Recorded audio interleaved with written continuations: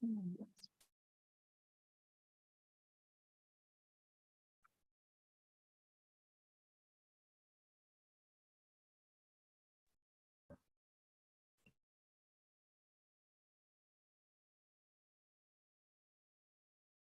we good to go? Thank you. Our next agenda item is our opening celebrations and updates by our Superintendent, Dr. Rodriguez. Good evening, everyone. So the first one I want to start with is just a thank you to our staff and our law enforcement partners for their response to our district-wide secure protocols last week due to the swatting that took place across the state, in particular to the students and staff and responders to Glenwood Springs High School, where unfortunately they had to go into a real lockdown due to a fake threat.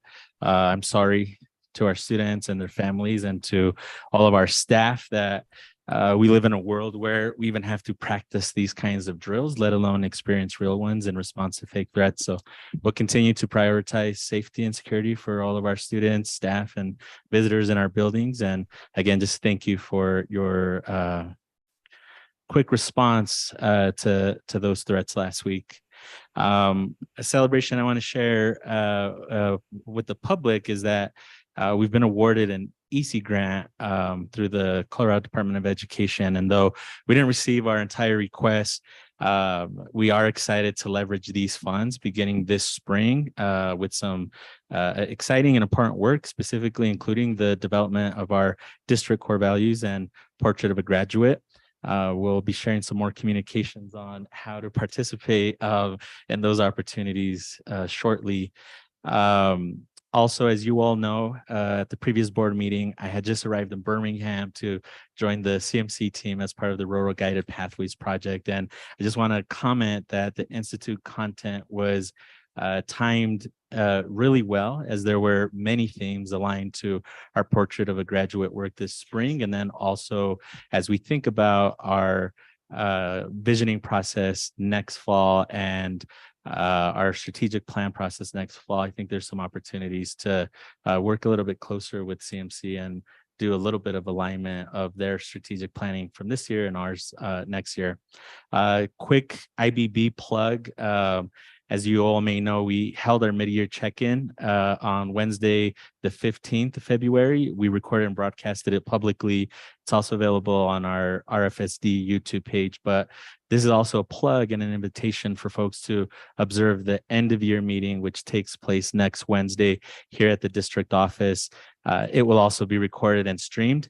And I just want to share the sentiment that I expressed at our first IBB meeting back in the fall. And I shared that my vision of a successful IBB process this year would culminate in us collaboratively finding solutions that improve overall working conditions for our teachers. And that is still my hope. And I think that we'll get there next Wednesday. This is just a quick plug to and a shout out to our CLDE team and all of our staff and school leaders. We're currently undergoing our annual CLD program reviews. They launched in February. They'll go through March, and they're coordinated by Director Fairbanks and the team. Again, includes all of our school leaders, CLDE coaches, and rest of the day teachers.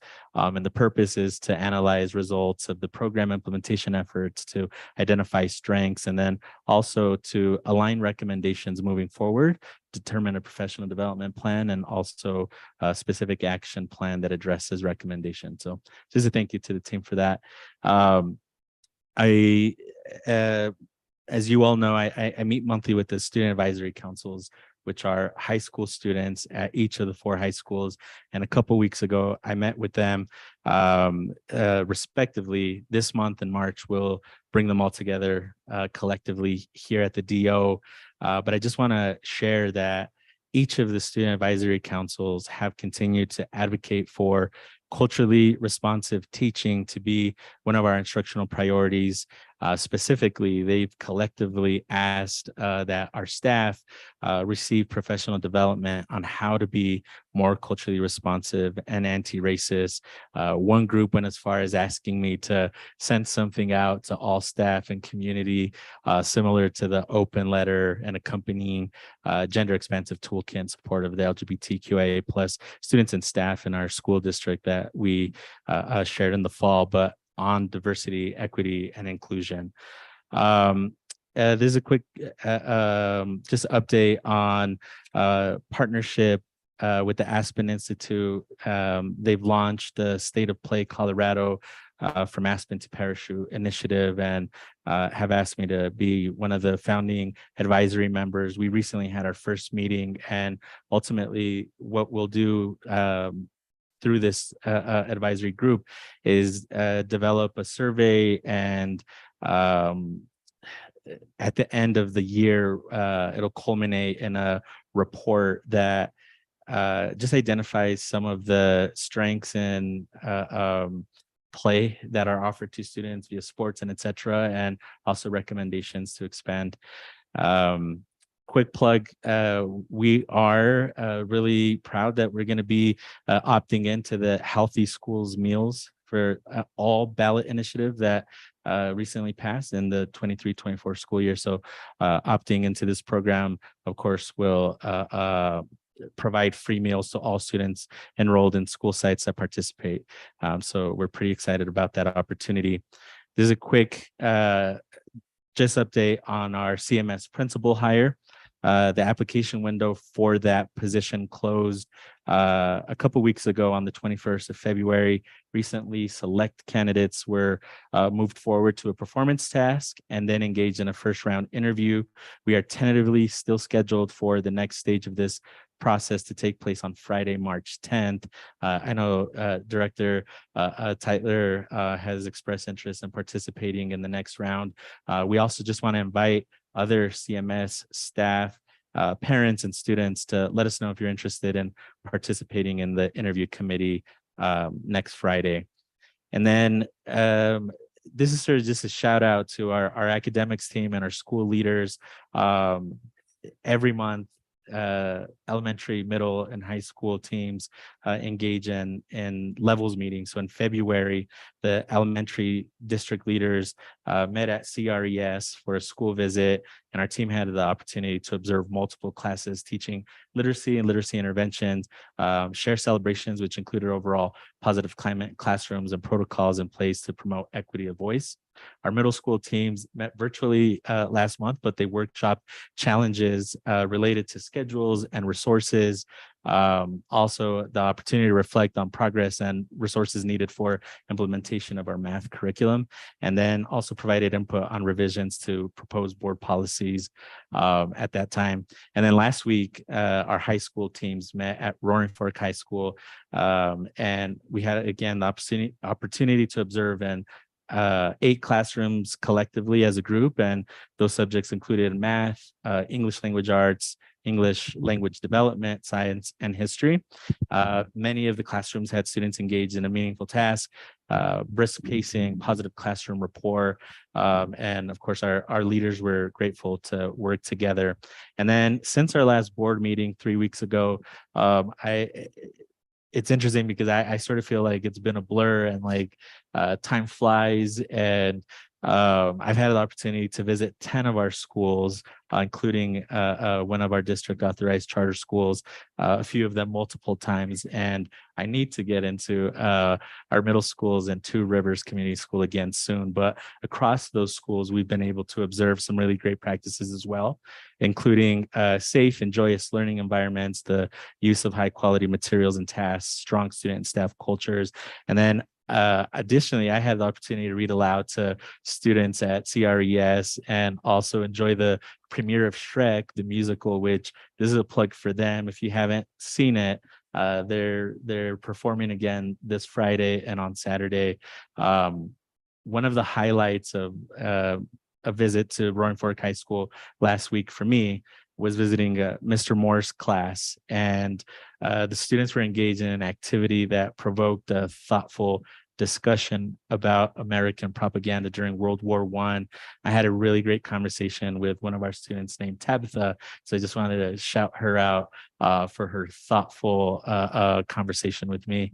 And then lastly, this week we hosted the coffee chats and they went really well. We heard a lot of great ideas and questions regarding response to emergencies due to the swatting incidents last week, and a recommendation our team was already thinking about, but we heard it this week in the coffee chats that it would be helpful to do some more education, more promotion, just more proactive advertisement about what the different protocols mean, because I think one of the things we heard this week is parents hear secure, but maybe think lockdown, which of course lockdown being the more serious protocol, because secure means everybody's safe inside.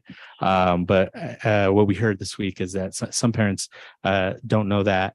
And so we are committed to helping to spread out, what each of those means. We also heard some positive feedback on the learning acceleration plan and on our portrait of a graduate work, and those two just came up organically. In Carbondale, for example, we had a parent who just shared, like, I'm so excited about this because our school needs a dean of culture. And with the portrait of a graduate work, shout out to Amy Honey, who engaged me in this conversation around counseling for both college and career for all of our students. So just a thank you to all of the parents who were able to join us this week, and community members who joined us this week, gave us a lot of great feedback, asked some really great questions, and overall just enjoyed some good coffee with them. So thank you. And that concludes my updates and celebrations. Thank you very much. The next business in order is a presentation from Technology Integration Facilitator Ben Bomfok and Chief Park on Career and Technical Education.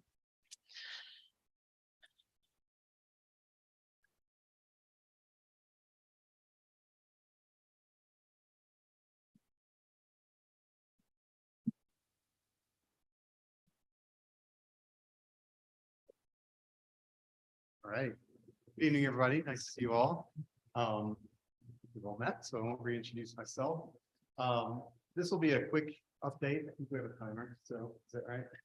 Okay. I will go as fast as I can so that we get your questions.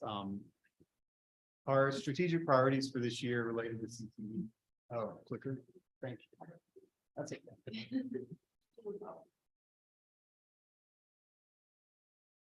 we go.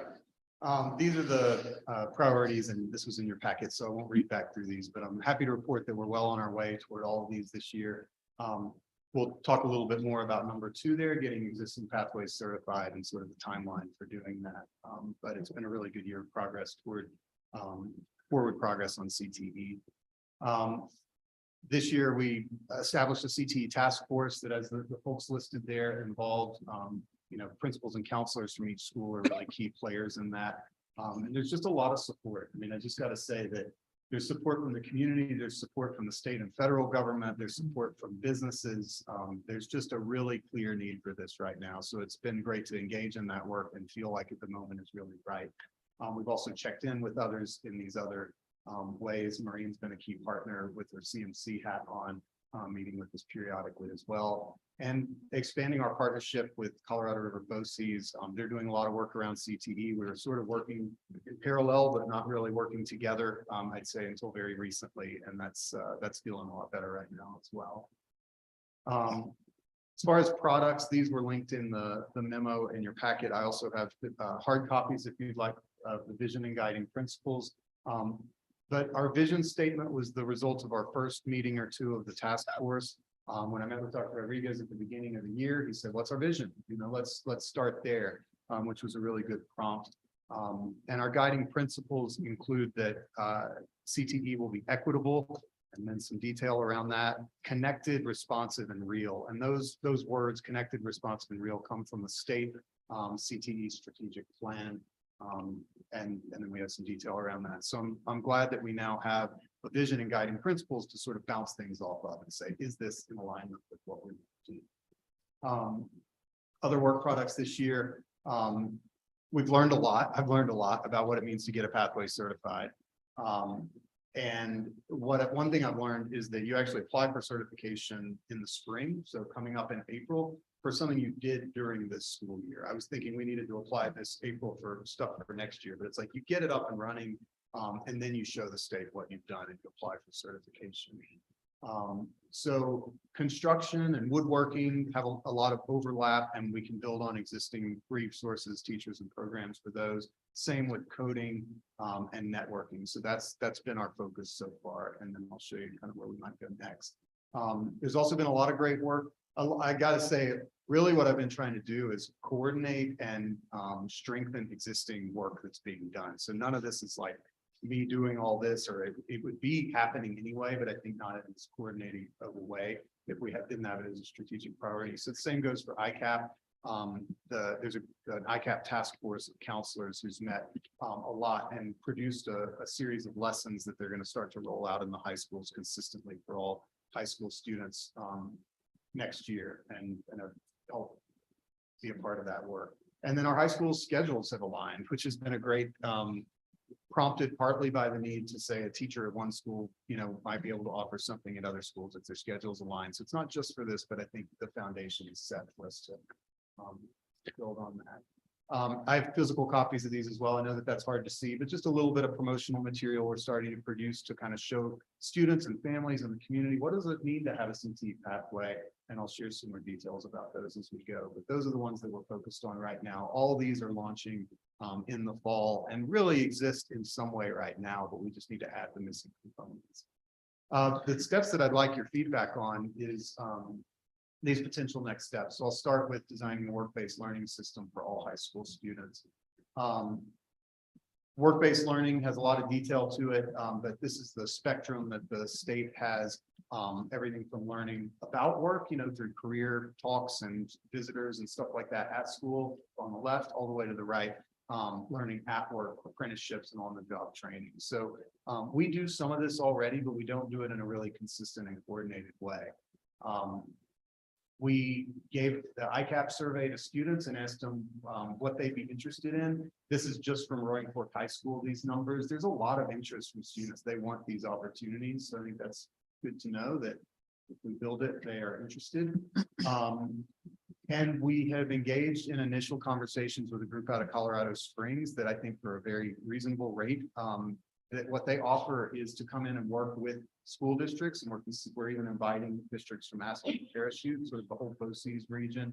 Aspen Community Foundation is interested in potentially supporting this work in having a facilitated process to work with our business community and with our schools to design something that's sustainable. So it's not just like, oh, this person has an internship and this counselor knows about this opportunity, and then this kid may or may not hear about it, but something really consistent and sustainable. So we're probably going to start that process in the next couple of months, build it up over the next semester, really into the fall of the next school year, and then be ready to put courses in the catalog, and we may be back with potential, position work-based learning coordinators for the 24-25 school year. So thinking pretty far out on that, but starting now.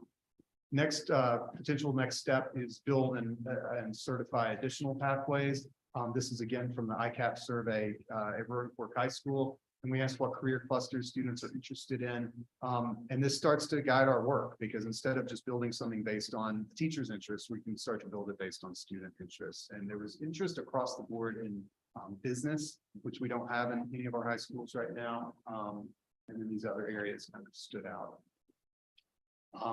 Those align pretty well. This is the group that BOCES has put together that they call EPIC.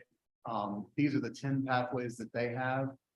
We're already focused on a few of those, and then I highlighted a couple others: outdoor recreation being one of them, and digital media that we might start to expand into next year. BOCES did a really great kind of needs assessment survey. It was right before COVID, so it kind of got buried for a while there, but they basically identified what are the highest wage, highest opportunity, highest need jobs in our communities, and we can align our work to that. So we have a lot of good stuff to build on.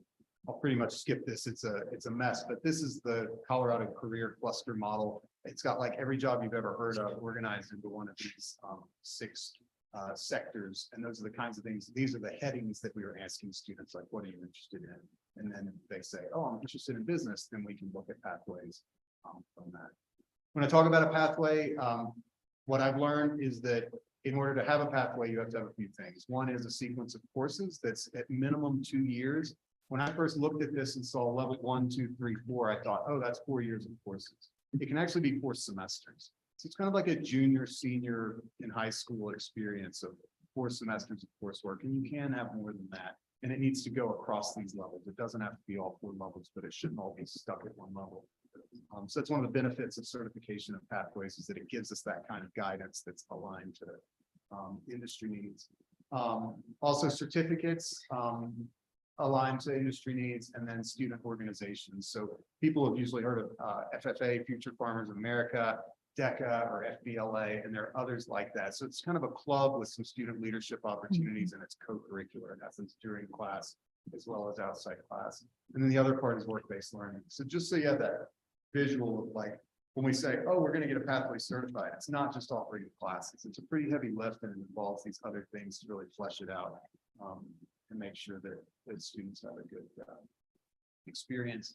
I really like this guidance from the state that a program completer, somebody who completes the pathway, should be ready for entry-level employment or the next level of advanced training. It's verified by your technical advisory committee. So we put together a committee. We met with the construction group that's going to become our construction advisory committee. We'll probably tag on to CMC's Information Technology Advisory Board, and they will work with us to say, is this pathway really what we need?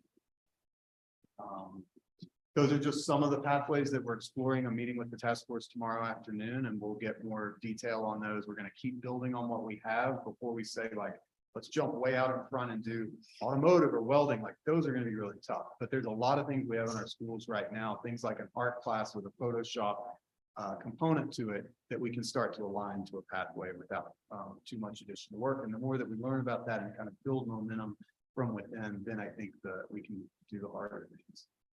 This inspired me to reach out to Sunsense Solar. I know some of the people who work there, and they put this half-page ad in the Super Sun a couple of weeks ago. We need to expand our workforce.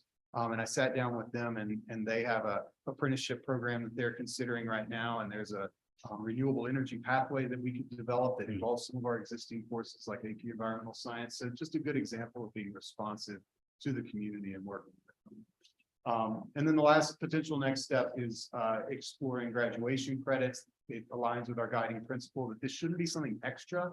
This should help students graduate from high school. We did go through a really rigorous process and ultimately get approval for a math credit for a construction technology class, where it's a lot of applied math. And so that's a good example we can build on.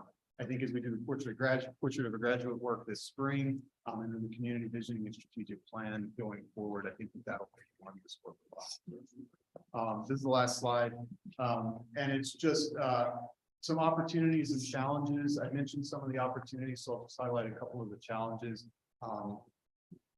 Talent, teachers, pulling people out of an industry that pays a lot better than a part-time teaching job. That's hard, but there are people. And I think as we build support, that's kind of a partnership, right? We partner with somebody like Sunsense, and we say, we're going to start providing you some talent. You need to help provide us some instructors. So it's a two-way street.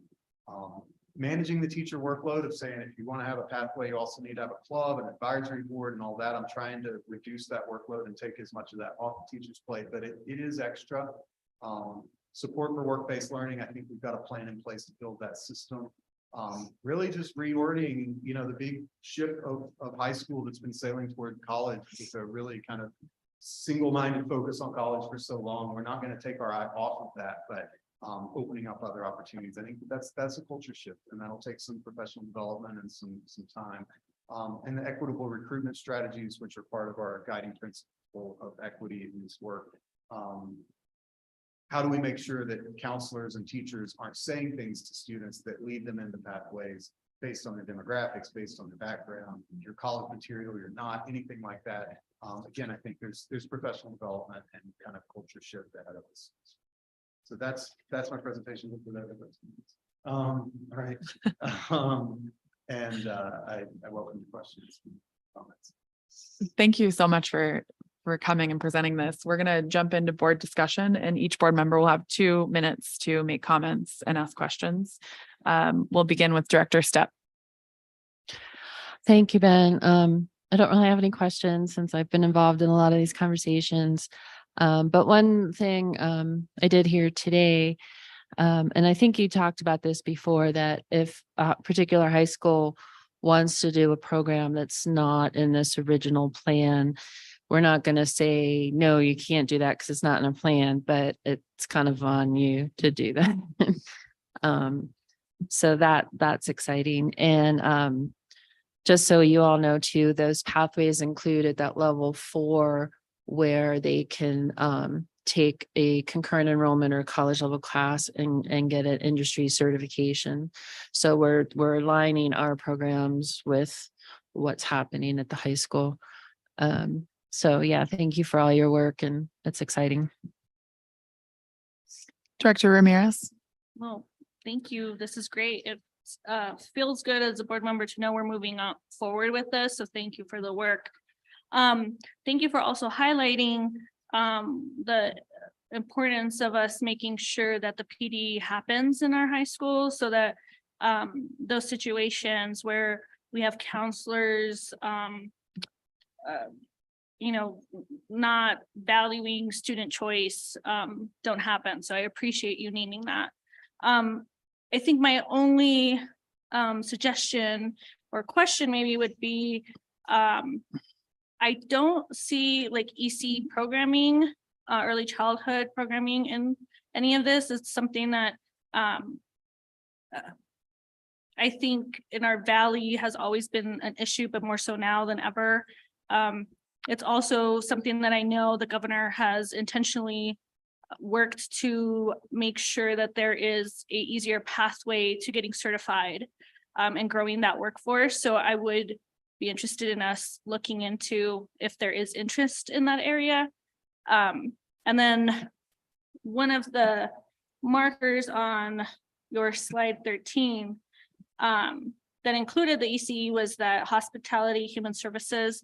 Being that we're a rural resort valley, like I feel like there's an opportunity there for us to, like add some of these, recreation, restaurants. Like, I feel like that's, I mean, I don't know if you guys know, but the Pullman is, the chef is one of our graduates. He's a Latino immigrant who came to our district and now is a chef at the Pullman, and it's like a great story. But I also feel like that shouldn't be like a one city kind of story. And so I would just hope that we would pursue highlighting some of that as well. Thanks. Director Tytler. And Ben, thank you for all your work that you put into this. It's great to know that we have this pathway for students. I think I'm assuming that when you're saying that we've been focused on college and now we have this separate CTE, it doesn't negate somebody from getting one of these CTEs and still going on to college. Is that correct? So it sort of can be one and for both of them. And my biggest question I have is, how is it that this, have you envisioned yet how this is going to be rolled out to the students so that they're caught up to speed and they know when they would need to take the courses and how they would sign up for the courses? Because I know in the past, some offerings that have been offered at the high school have sort of been like hidden down deep in the scheduling, where you sort of had to look further to see these like CTE type offerings. And just curious about how you plan to roll that out to the students, or if you've put that much thought into that part yet with all this other work that you've done. Yes. Yeah. Thank you. Love to respond to each of those if we have time. Yeah, as far as promotional stuff, that's exactly why I put together some visuals. Those have been used in the slideshows where teachers are advertising classes at their high schools over the past couple of weeks. And then links to that kind of stuff in the course brochure, and encouraging the high schools to print it out and share it around. So I think we're in the early stages, but I agree that that's a key part. Students have to be aware of this and be planning for it early on. I went and talked to the 8th graders at Carbondale Middle School yesterday and kind of getting them to think about, where might you want to go. And to address your question about college, Kenny, I totally agree. Like, we don't want to say it's this or college, but it's explore a career that you think you might be interested in. Get a bunch of training and education in high school where you're ready for entry-level work for that next step. And then you might see, like, we're looking at maybe a certified nurse assistant, the CNA program, the CMC. You could stop there, or you could say, I want to be an RN, or I went in and I decided I wanted to be a doctor. So it's just that exploration and then keeping all the options open. Thank you. And I agree that having this, and even if you're going on to college, then when you're in college and you're looking for your part-time work that you might be doing, this sets you up to be doing something that's a little bit more advanced than what you might have been able to qualify. So I think it's very commendable, and I very much appreciate this new pathway that is being offered. So thank you. First of all, thank you for all of this. When I was reviewing the memo, the timeline has been incredibly quick on the amount of work that has been put into this in less than a year since you were before us and asking if you should and could continue to focus on this. So I think that's, it's incredible the amount of work that's gone into it. Most of my questions that I had from reviewing this earlier were addressed throughout your presentation. I just want to take the time to echo what Director Ramirez said regarding, I think, ECE and some more of the hospitality specific industries. I think that would be leaving something on the table if we didn't look into that, because the partnerships are there potentially in the Valley. There are so many big employers in those arenas. But I'm just super appreciative of all the work, and it's exciting that this isn't just a Roaring Fork Schools initiative. We're really looking at partnerships up and down the entire corridor of the Valley and leveraging relationships and all of those things for the benefit of our students. So thank you. So we now have 5 minutes of discussion as a board. And again, you can answer questions throughout this time if questions are asked of you, but it's a time where everyone can participate. I also just want to point out how much work Ben has done with our neighboring school districts. So he's met with Sherry Smith at Aspen. He's met with Mark Gregory down in the Colorado River Valley, that other valley. He went to the CACTA conference, which is the Colorado Association of Career and Technical Education. So he's just really dive deep into learning all about this, and the partners are like, how can we help? What can we do? And it's just been a great collaboration. He's also going to come to our next meeting with the Aspen Community Foundation. So I think that's really important too, to connect what all these partners are doing. And another partner that we're working with is CareerWise, which focuses on that work-based learning and apprenticeship piece, which, Ben, you always put this in a great ways. We do really, really good work in the classroom, but the partnerships with the business community and the apprenticeships is hard because that's not our core competency. So partnering with organizations like CareerWise, I think, is really smart. Yeah, I think it's exciting. Honestly, this is an exciting pivot for our district. I'm glad that there has been an investment on your end to really make sure that we're capitalizing and that we are accelerating in this area, because it is something that I think, just thinking about our the students we have in our schools right now, this is their world right now, and we need to catch up. And so I think this is exciting. I guess my only thought right now is, thinking of those partners, I'm thinking of Stepping Stones, I'm thinking of Youthenity, I'm thinking of Youthstone. I think that there's potential to also directly work with some of these organizations that already have students in their immediate circle that they're working with, and to be capturing some of those students, I think, but the buddy program, well, maybe, yes, the buddy program, but I feel like Stepping Stones and the buddy program are two different programming types. And so, I really would like to see this program accelerate or, continue to move forward. It not just collaborate in the collaboration space, but also in just the progress space of how we're expanding and what we're offering, because I do think you know, I've met with middle schoolers and I remember having a conversation with Maureen and Natalie at one point of like, the girls are really into cosmetology. Like, what are we gonna do when these girls are in high school and they want to be beauticians? Like, we need to be ready to like provide some of these courses or create a pathway so that either CMC offers it or we are working with local businesses to create opportunities for our kids. So thank you for that work. The only thing I would like to add is it seems like often there's the question from high school students who aren't super destined towards college and they're like, I could just step out now and start working and get my wage. And I just think this is a nice intermediary step that will allow them to maybe continue in school with the benefit of seeing that they are getting something towards where their future is and that they can see more value in the work. And I think that's going to really do a great job for us as a district, keeping our kids in school and showing value to more students. And to that point, I think it would be good for us to also search out those kids that are dropping out and offer this as an opportunity to them of like, let's see if CTE programming works for you so that they still graduate. I mean, I think that's I don't know if we can capture that data like in the same year, but I think that's a good space to try to see if we can like create something for those kids. Yeah. I like that idea. I mean, I think that that's like a natural progression of where this might go and how we can help some of the kids in school that need it most. So. Can I Any add a other quick comment? comments? Yeah.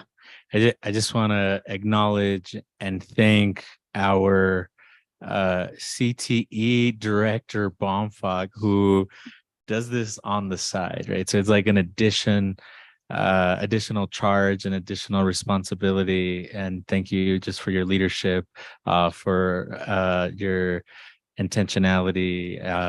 I know you've poured in a ton of sweat equity into getting this going for us. And I just wanted to say thank you for that. And I think you wanted to respond to some of the board director's comments. So sorry if I took the last 30 seconds, Sure. but just thank you. We do have 30 seconds. I'll take it. Yeah, you can Yeah. respond. Yes. Okay.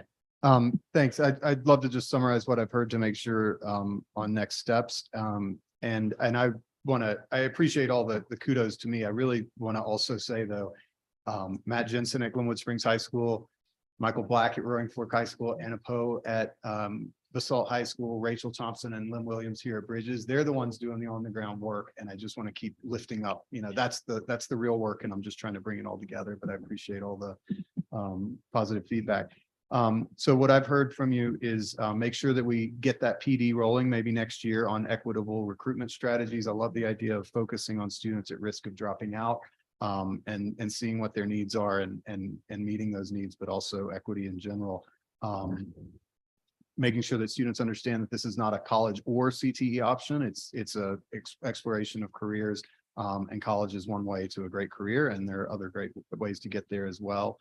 And then as far as the pathways, those are all on our radar, I'd say. Hospitality is already being done really well by youth entities. So we're going to look at maybe bringing that into our school day, the way we brought their construction program into our school day. So it's not this extra thing they have to get to at night. And I think we could build a pathway there. With the buddy program, actually, outdoor leadership, we're in active conversations with them about building a pathway around the course sequence they have already. And then the ECE, it's interesting because we all want it. It came out really low on the student interest survey. So there's a teacher at Glenwood Springs High School who wants to launch a teacher cadet program, and we just kind of need to make sure there's enough interested students. But I agree. So that's what I've heard, and I really appreciate all that feedback. Thank you so much. Thank you for coming tonight and presenting and answering all of our questions. We appreciate it. Back. Thanks. The next business in order is a presentation from Chiefs Markham and Park on the Learning Acceleration Plan budget proposal.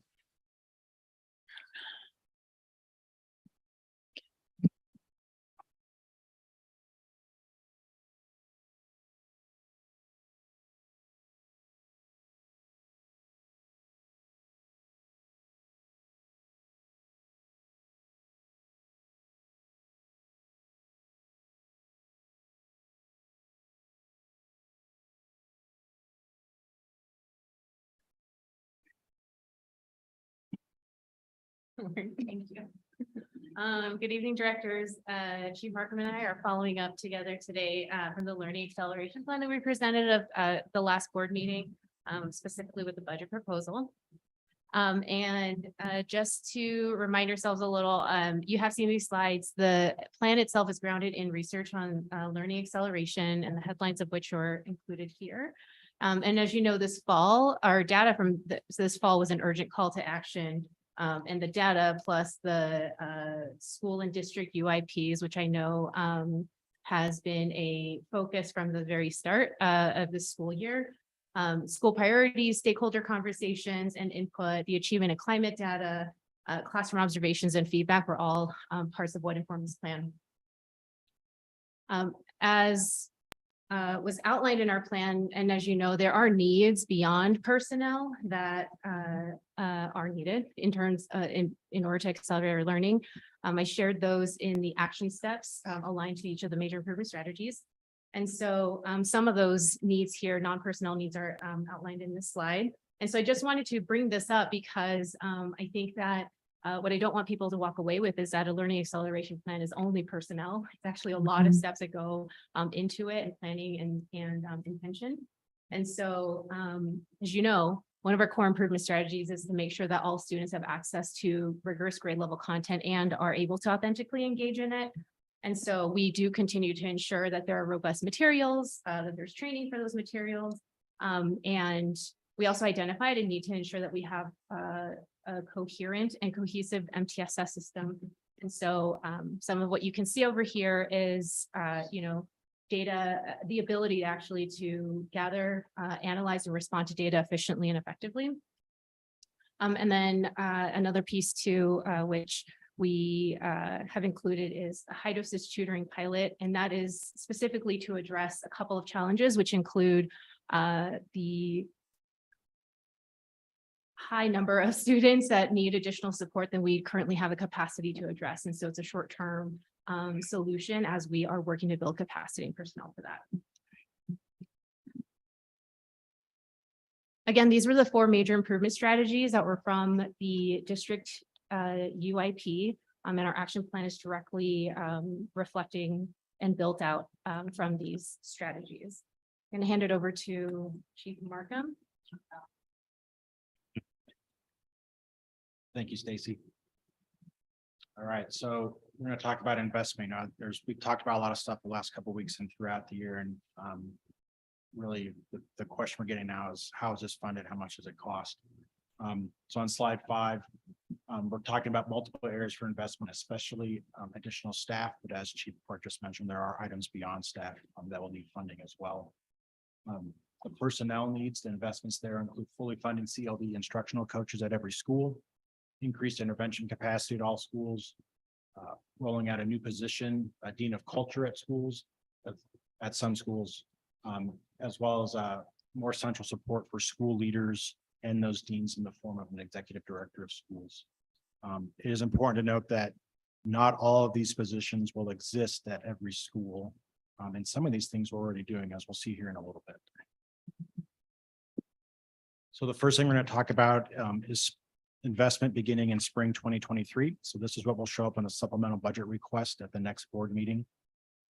We're talking about the $2.6 million of at-risk funding we received last spring from CDE that was earmarked specifically for this project. I've been referring to that as the LAP pilot funding. So investments requested this year. The first one is an investment in high dosage tutoring at 4 schools targeting between 180 and 200 students. That'd be $170,000. The second is to invest in data dashboard systems and analysis, $180,000 cost. That would provide more transparency for families, community teachers, and administrator, as well as the ability to make database decisions for students. And the third is to invest in professional development, $200,000. That'd be training for assessment and data analysis practices. All that together is $550,000 approximately, and I believe just over $2 million to be spent at a future date on the learning acceleration plan.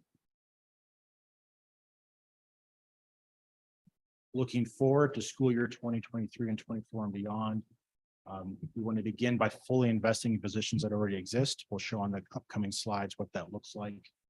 We'll begin to invest in school culture specifically through a dean of culture at some schools, and then again, improved school admin support by coaching and investing in a district position. In the source of funds, we saw an increase in total program funding this year, specific ownership taxes this year, and investment income. All of those are recurring funds, and that's what we're using to fund these positions. So the intent is for those to be funded and to be permanently funded through recurring funds. These aren't grant funded. They're not going away in 3 years to be left for the remaining teachers to pick up the work. This is intended to be permanent investments in our students.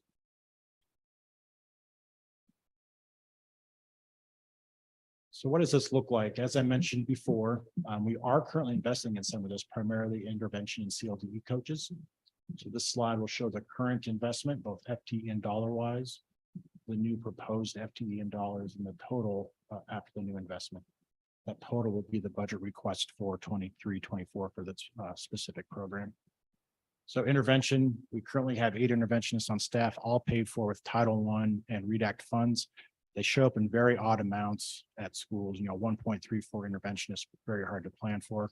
So what we're doing next year is rounding it up, saying you have 2 fully paid for interventionists at your school. Altogether, that's an investment of 3 new FTE, again, spread across 5 schools. But to make the funding at those schools whole, price tag $290,000. CLDE coaches, this is a position that exists at every school in one form or another. Elementary schools have 1.0 ELD coaches. Middle school and high schools currently have half. So we would invest in making those half-time coaches full-time at some middle and high schools. That's an increase of 1.75 FTE, cost of $168,000. Once you get down to dean of students and an ED of schools, those are new positions for our schools in our district. There'll be 3 dean of student positions added next year, and an ED of schools for $288,000 and $150,000 respectively. So total new personnel just under 9, new folks at a cost of $896,000. So increasing staff by about 50% for these initiatives of what we're currently doing.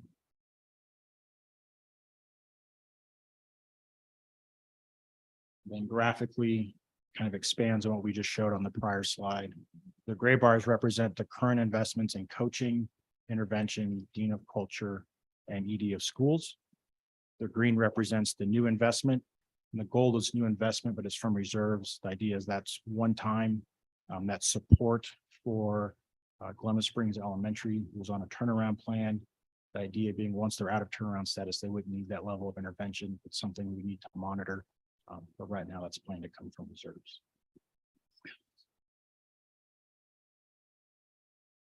I believe that's it for our presentation. Thank you. It's now time for board discussion. Each board member will have 2 minutes, and we will begin again with Director Stepp. Thank you for the presentation and for outlining how we're going to pay for all this, because I know that's been a question that has come up. And Director Park, or I'm sorry, Chief Park, we're directors, you're chief. Can you talk about how this LAP kind of aligns with the UIP, which was aligned to the school's UIPs? So the staff and the teachers at each school had input into those UIPs. So I just want to kind of clear in my mind and for others how it all, this is the result of all of those plans.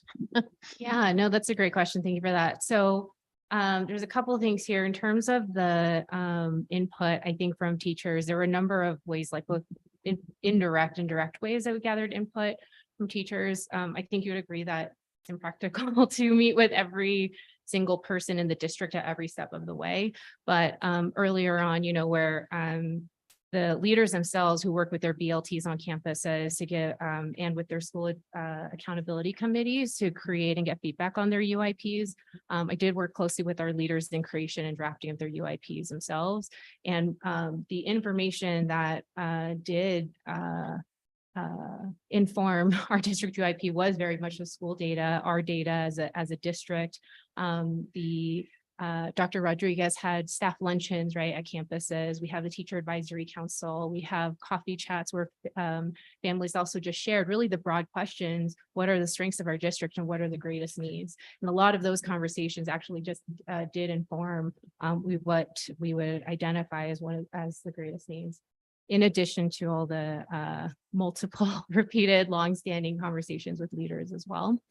And so the District Accountability Committee, which I think at the time didn't yet have school staff on the committee, but they did also review the plan. And so the acceleration plan itself are the actions that come directly out of those 4 major improvement strategies that were identified in the actual UIP. And so, you know, me being newer here this year, there was a lot of background learning from our instructional team, from our leaders, about what has worked before, what hasn't in the past, why are we where we are in this stage, and really helping to prioritize what would make sense and actually accelerate the learning of our students. So what it distills down to are the recommendations, or, you know, that I shared some of them that were more of the curricular materials. Some of the pieces in terms of the FTE were really, you know, from the conversation of the leaders themselves who did take a lot of this back to their BLTs and discuss. You know, for example, if we were to have to prioritize something from these 3 positions that are intended to address tier 1 or tier 2 work, what would it be at our school? Whether it's interventionist, coaching, dean of culture, et cetera. I mean, because the fact I think we know is we have finite resources. And so really do have to make some tough decisions in what can we fund first? What might we be able to use existing resources to do, and where might we need to use funds more strategically to address what the needs are?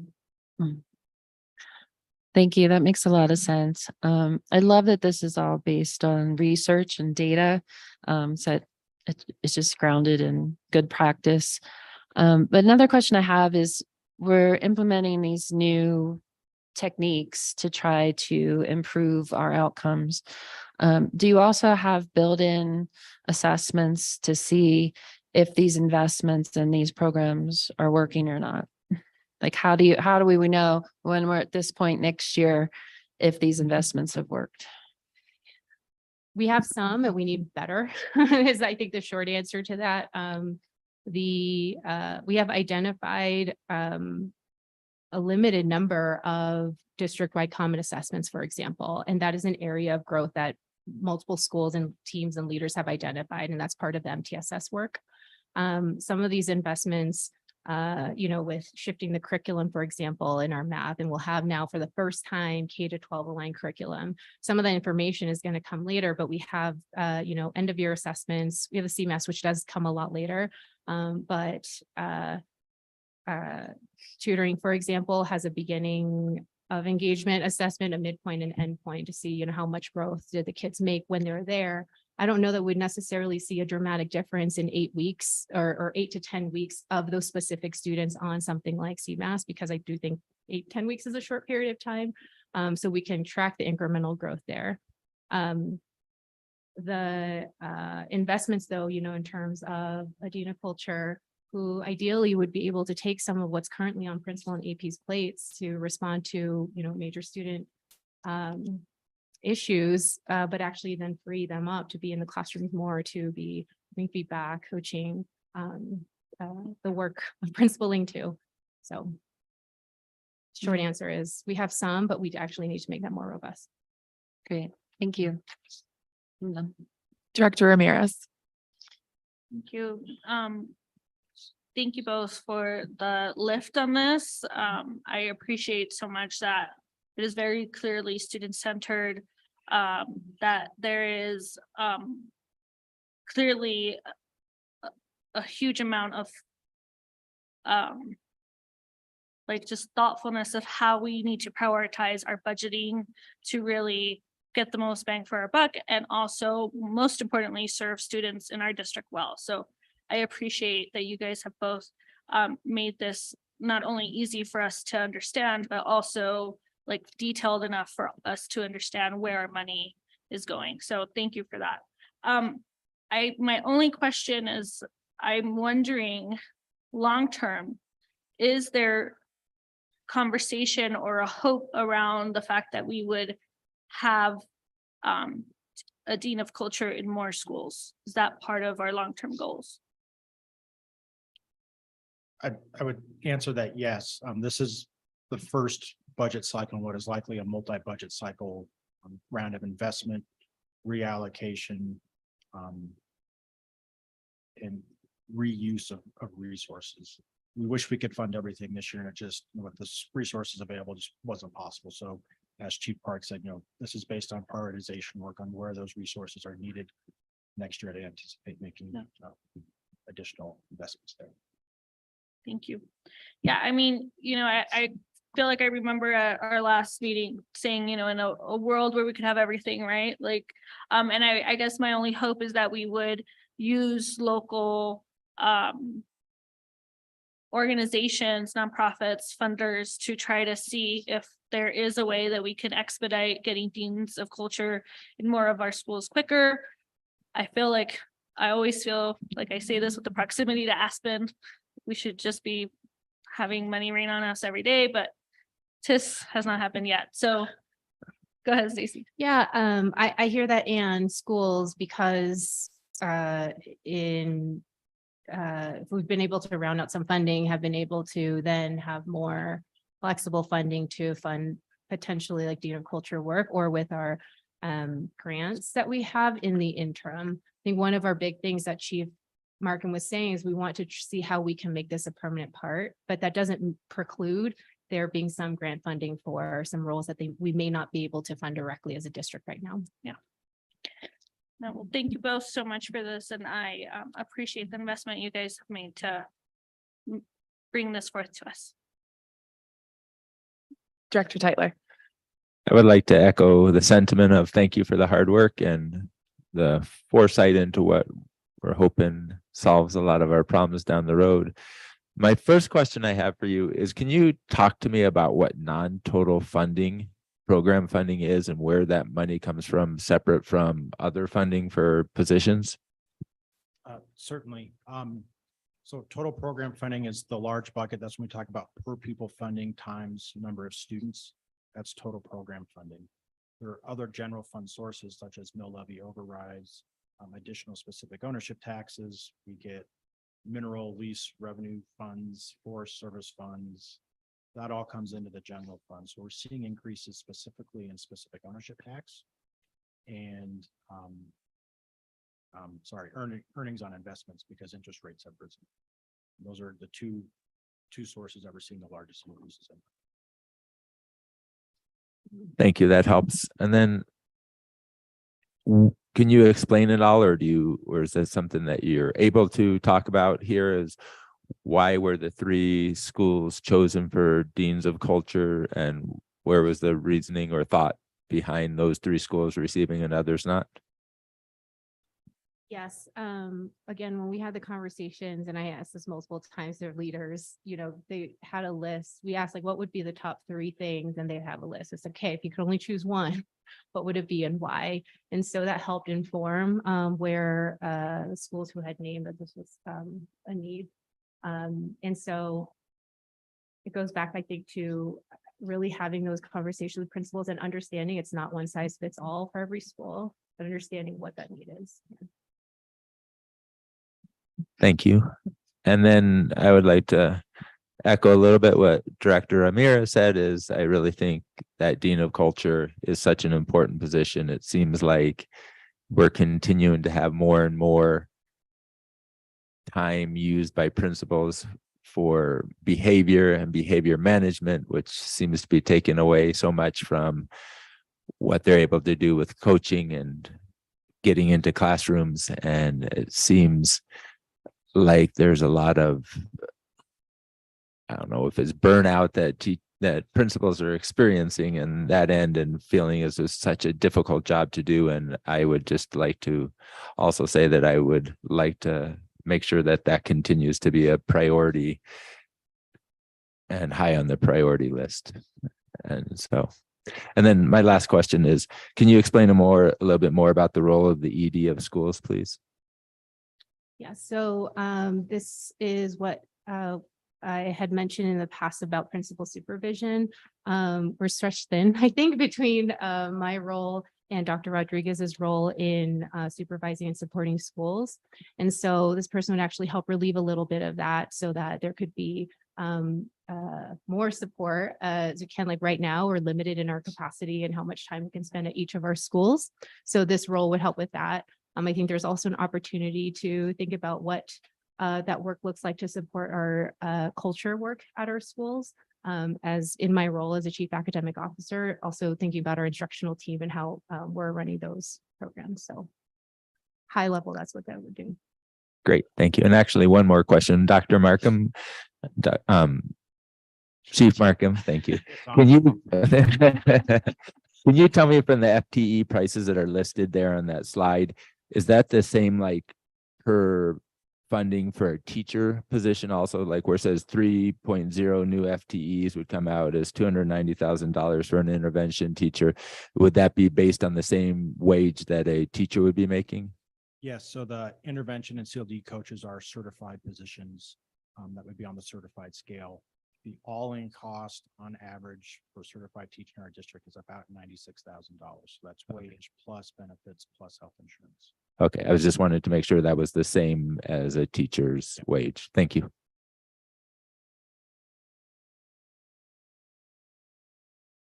I think one other clarification, because I know the numbers there are what the dollar or the FTE equivalent is, not in terms of funding, which is how it's connected to slide 9 with the graph. You can see when we add up all of the green parts for particular roles, that's what it comes out to versus hiring 3 new people. It's just the equivalent funding.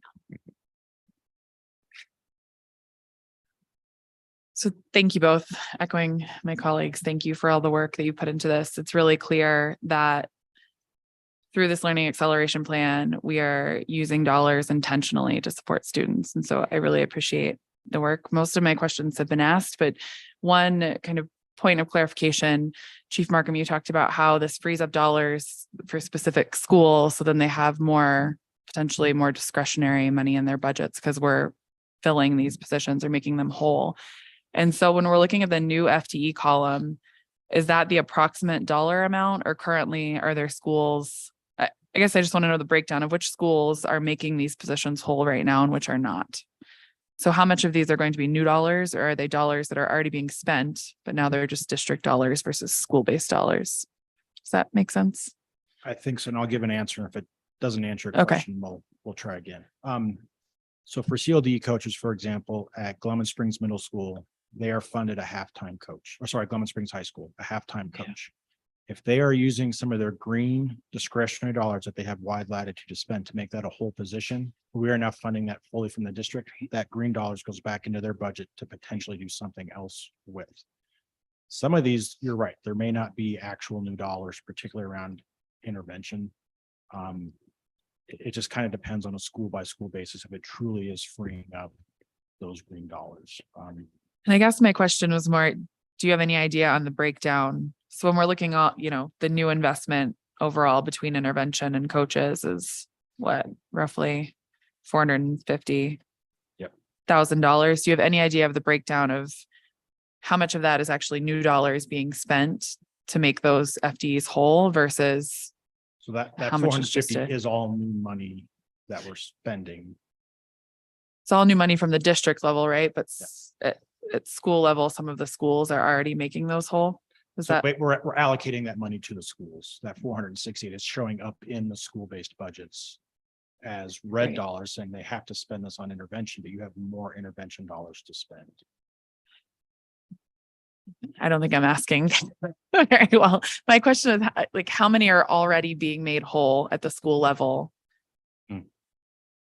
Do you have any idea, like how many of these positions are already being made whole by discretionary school dollars?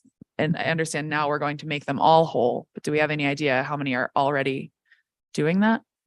I think most positions are certified positions are full-time, so they're being cobbled together, whether it's a little bit of Okay. REDACT, a little bit of Title I, a little bit of PEAK, and then maybe a little bit of green dollars to have a full person. In some cases, I want to say specifically at Sopris, they say we have 0.8 intervention dollars and we just have a 0.8 interventionist. So now they Okay. have 1.5 positions total. They can have a full-time interventionist always, and then have some flexibility with some additional intervention dollars. Great. That's sorry. Yeah. Sorry, that was so hard to get to. And then my only other question, it's kind of to echo Director Stepp,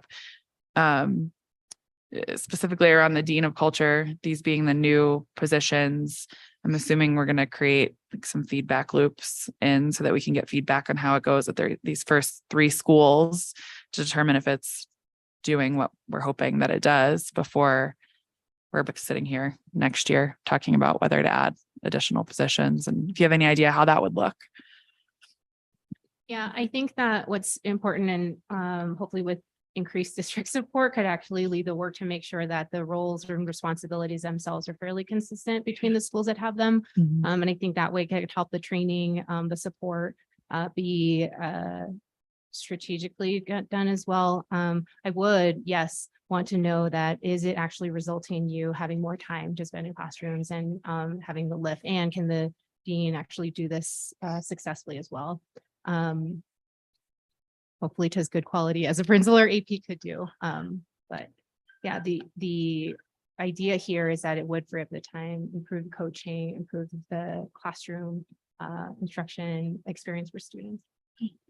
And can I just add a quick comment? I think a little bit in response to the question of, adding more deans of culture at schools. I think one of the things that we will also take into consideration is the need at each school, right? And so as we were getting feedback and assessing what each school needs, I just give an example, and this is a shout out to Glenwood Springs Elementary. For example, Director Ramirez and I had the opportunity to visit during our board visit and check-in last week, and we visited the classrooms of Denise, Victoria, Jen, and Elvia. And one of the things that we shared as a celebration was that student and school culture was a clear strength.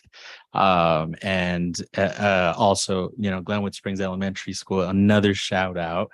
Of course, we know they're top priority school for us because of their turnaround status, but there's tons of strengths there happening. And as you all may not know actually, but Glenwood Springs recently was credentialed through EL for character specifically. And so when we're sort of assessing what are the highest needs of schools, in a case like Glenwood Springs Elementary, it wasn't necessarily a dean of culture at this time. And I think in the future, we would continue to do that kind of assessment of, is this what the school needs the most right now? And is it, within our resources to be able to do that? Great. Thank you. We now have 5 minutes of board discussion. If anyone has anything additional to add?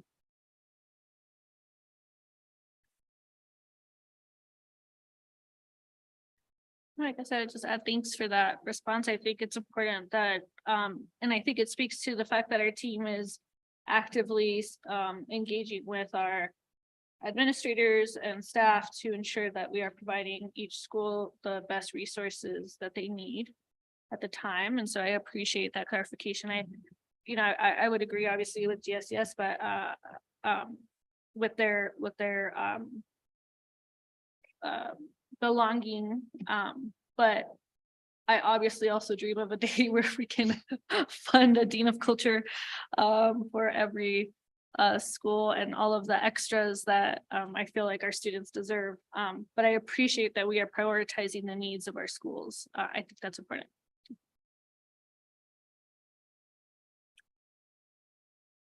The only question I sort of have is still about this total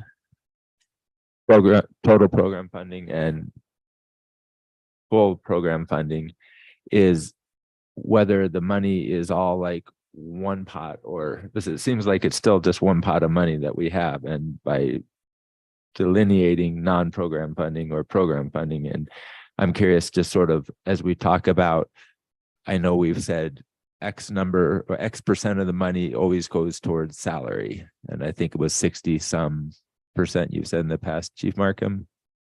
Salary and benefits generally makes up between 85 and 87% of our. And so when we're talking about, does that include the non-program funding dollars or the program funding dollars only? Total program is just simply a stream of funding. It's like saying REACT funding or IDEA funding. So it's just a way to kind of say that we're seeing increases in specific line items on the revenue budget that allow us to make these investments. So you're right. At the end of the day, the general fund is one big pot of money. You have to figure out how to spend it. But it is made up of different multiple streams of funding. So that was the intent there. Okay, thank you.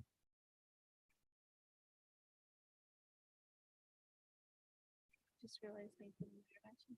You are. Thank you both very much. We really appreciate it and appreciate all the work on this, and I think we're all looking forward to seeing it begin to be implemented. Thanks. Thank you.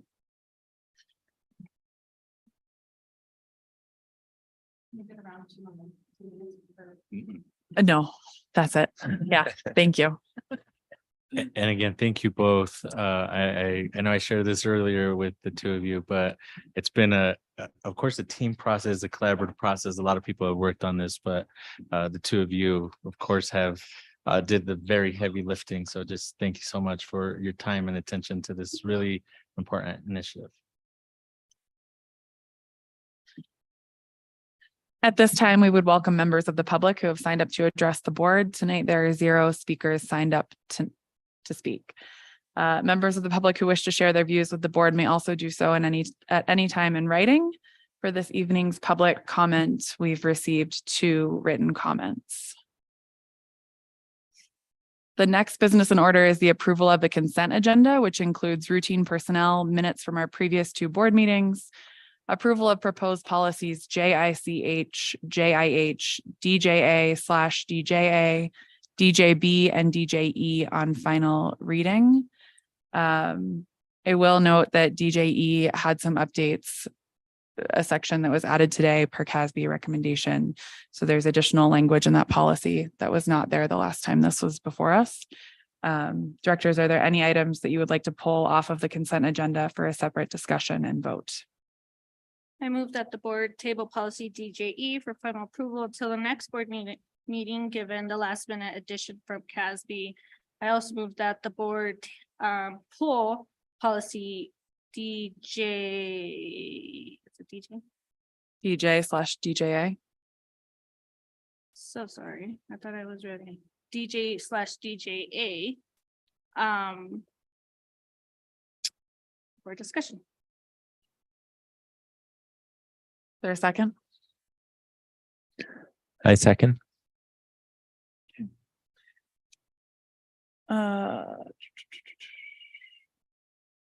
Do I have a motion to approve the remainder of the consent agenda? Do we need to call a vote on that? What is that? I move that the board approve the consent agenda as amended. I say that Okay. right? So I have a second. I second. Call to vote. Aye. Aye. Aye. Aye. Directors, you've just approved the consent agenda with the removal of DJE being tabled for next meeting and pulling DJA/DJA for separate discussion and vote. So we will begin with DJ/DJA. Director Ramirez. Yeah, I pulled DJA and this was one of the policies initially, and I apologize truly to the team if I have already asked this question, but I had a concern with the language around non-budgeted expenditures greater than 100,000. I'm just wondering how I can't see the edits anymore, so I was wondering how we came to that number and if there was room for us to decrease that amount to 50,000.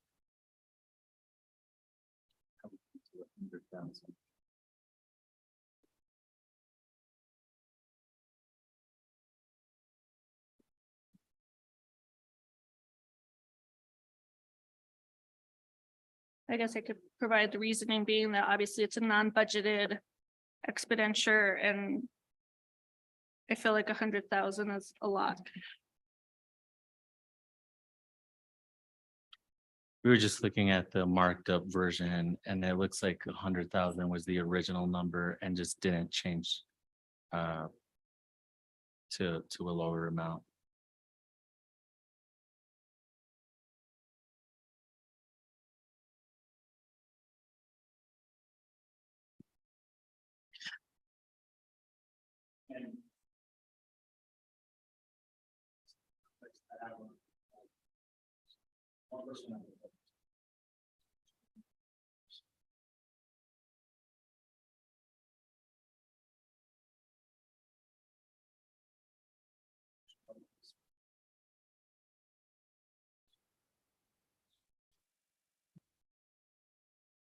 I guess my question is, how often does it happen? Like I imagine with facilities or something, in an emergency, like you need to get like an HVAC thing on a roof because it's leaking, it might be more than $100,000 and you just need to do it. But does it happen very often?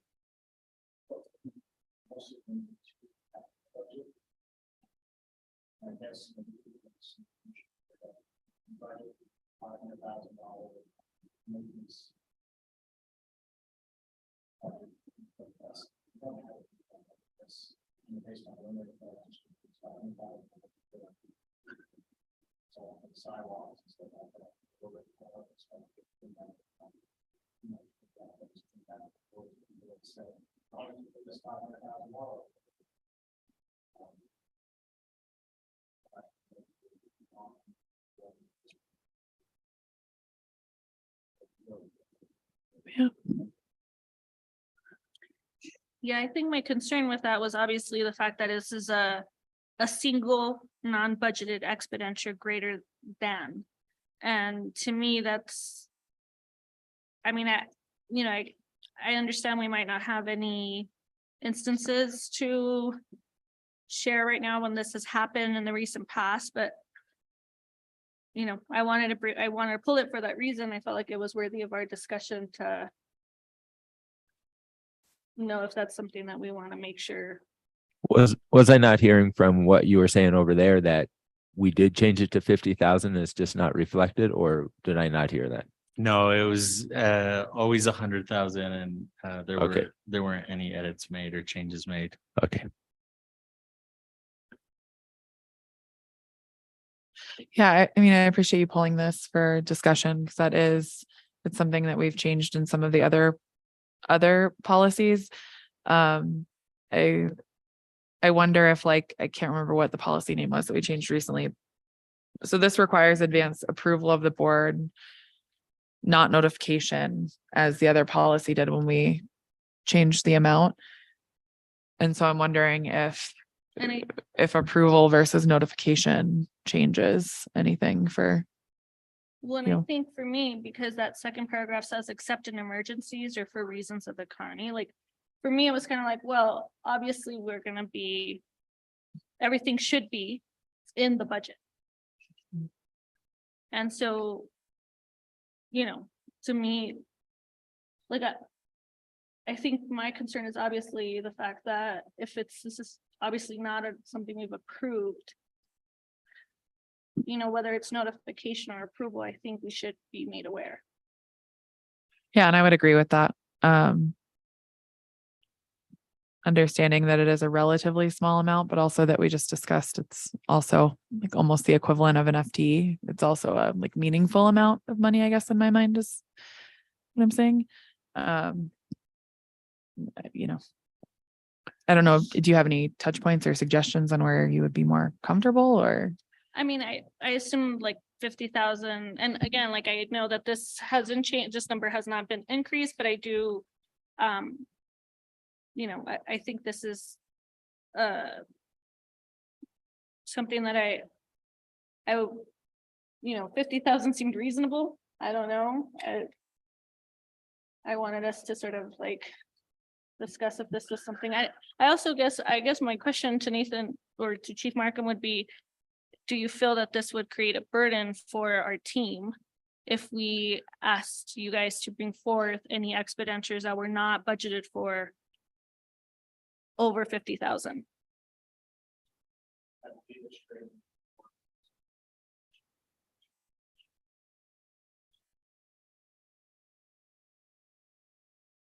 And am I reading this correct that it says this is more like except in emergencies? So if it wasn't an emergency that you needed to spend that money, would there be the time to be coming to the board?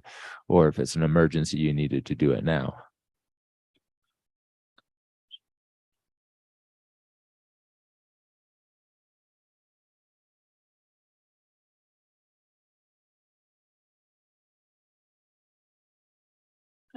I don't read this as emergencies. I think the paragraph before the 100,000 starts with except in emergencies. Is that what you're referring to? Yeah, that's what I was referring to.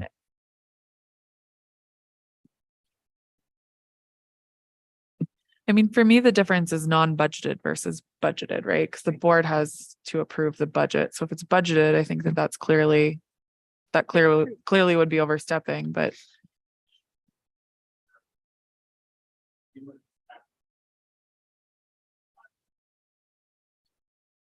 right.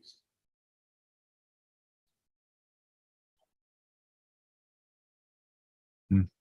Mhm.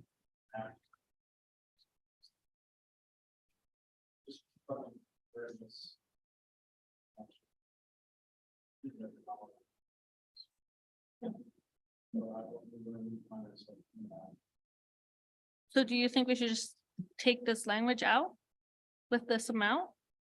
I'm just asking if this is something that we don't see occurring in the district, then do we just remove the language as a whole?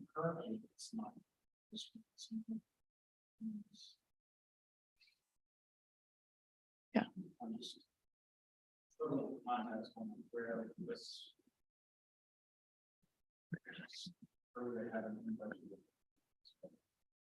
Right.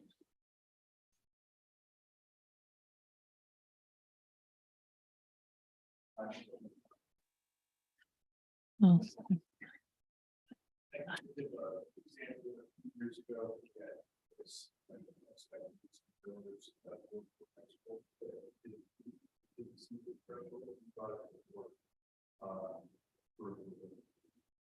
So whether or not,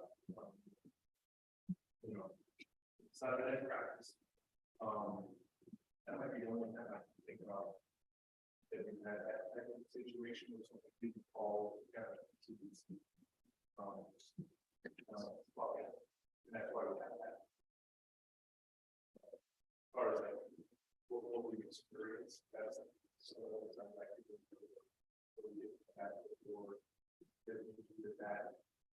At that point, not only pursue all agency that we have, but beyond. That's the one time.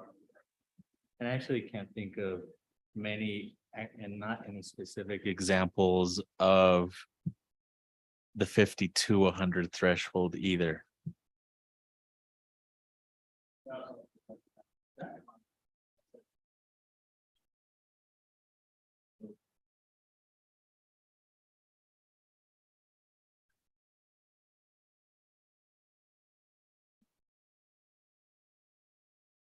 But even in an example like that, where the boilers needed to be replaced, what would have happened if we were 3 weeks or a month out of a board meeting? Then would we be calling a special board meeting to then approve those boilers, or we're doing them Yes. anyways? I mean, that's what would have to happen under the policy. So, I mean, I'm comfortable with this threshold. But I think that it makes sense at this point to kind of get the temperature of the board and make a decision on this. We haven't been timing it. I think we're over our allotted time. I'm trying to move us along a little bit. I'm comfortable with the 100,000. I think that's fine. And maybe we can just add something like if it's 50 to 100, it's a notification or something like that. I'm comfortable with the threshold as is too. Yeah, I think if we can add a notification or wording around notification, larger than 50,000, I would appreciate that. So adding to the end of that sentence. And any single non-budgeted expenditure greater than $50,000 will require notification to the board. Just mirroring that language. Is that Director Stepp? Is that what you were thinking as well? Mhm. I'm okay with adding that in.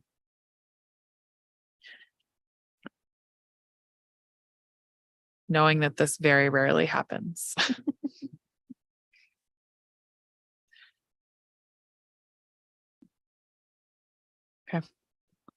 Yes, yes. Call to vote on this policy, please. Oh, Oh, sorry. Yeah. I make a motion to approve policy DJ/DJA as amended. I second. Call to vote. Aye. Aye. Aye. Aye. Thank you. The next business in order is a presentation on staff housing from Director Tytler. Thank you.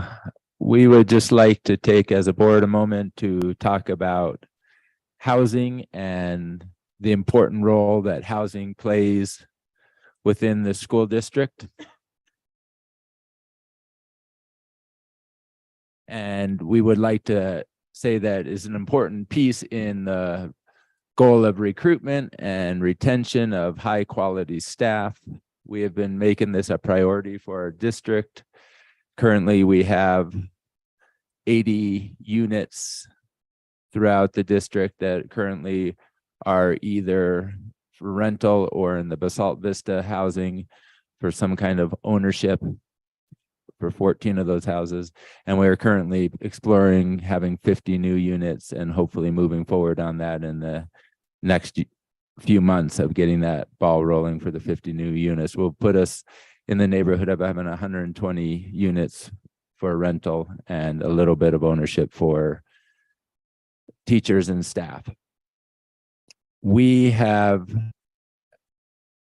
allocated these resources to teacher and staff, and that we think it is important that we do the same for the administration, and we as a board, and having our sole employee being the superintendent, have recognized the importance of having some kind of help for housing support, and we would like to give a directive to the superintendent and his staff to look into the possibility of having some type of down payment assistance program for the administration and for teachers and staff. So we'll just take a minute to talk about the program objectives of what that would look like.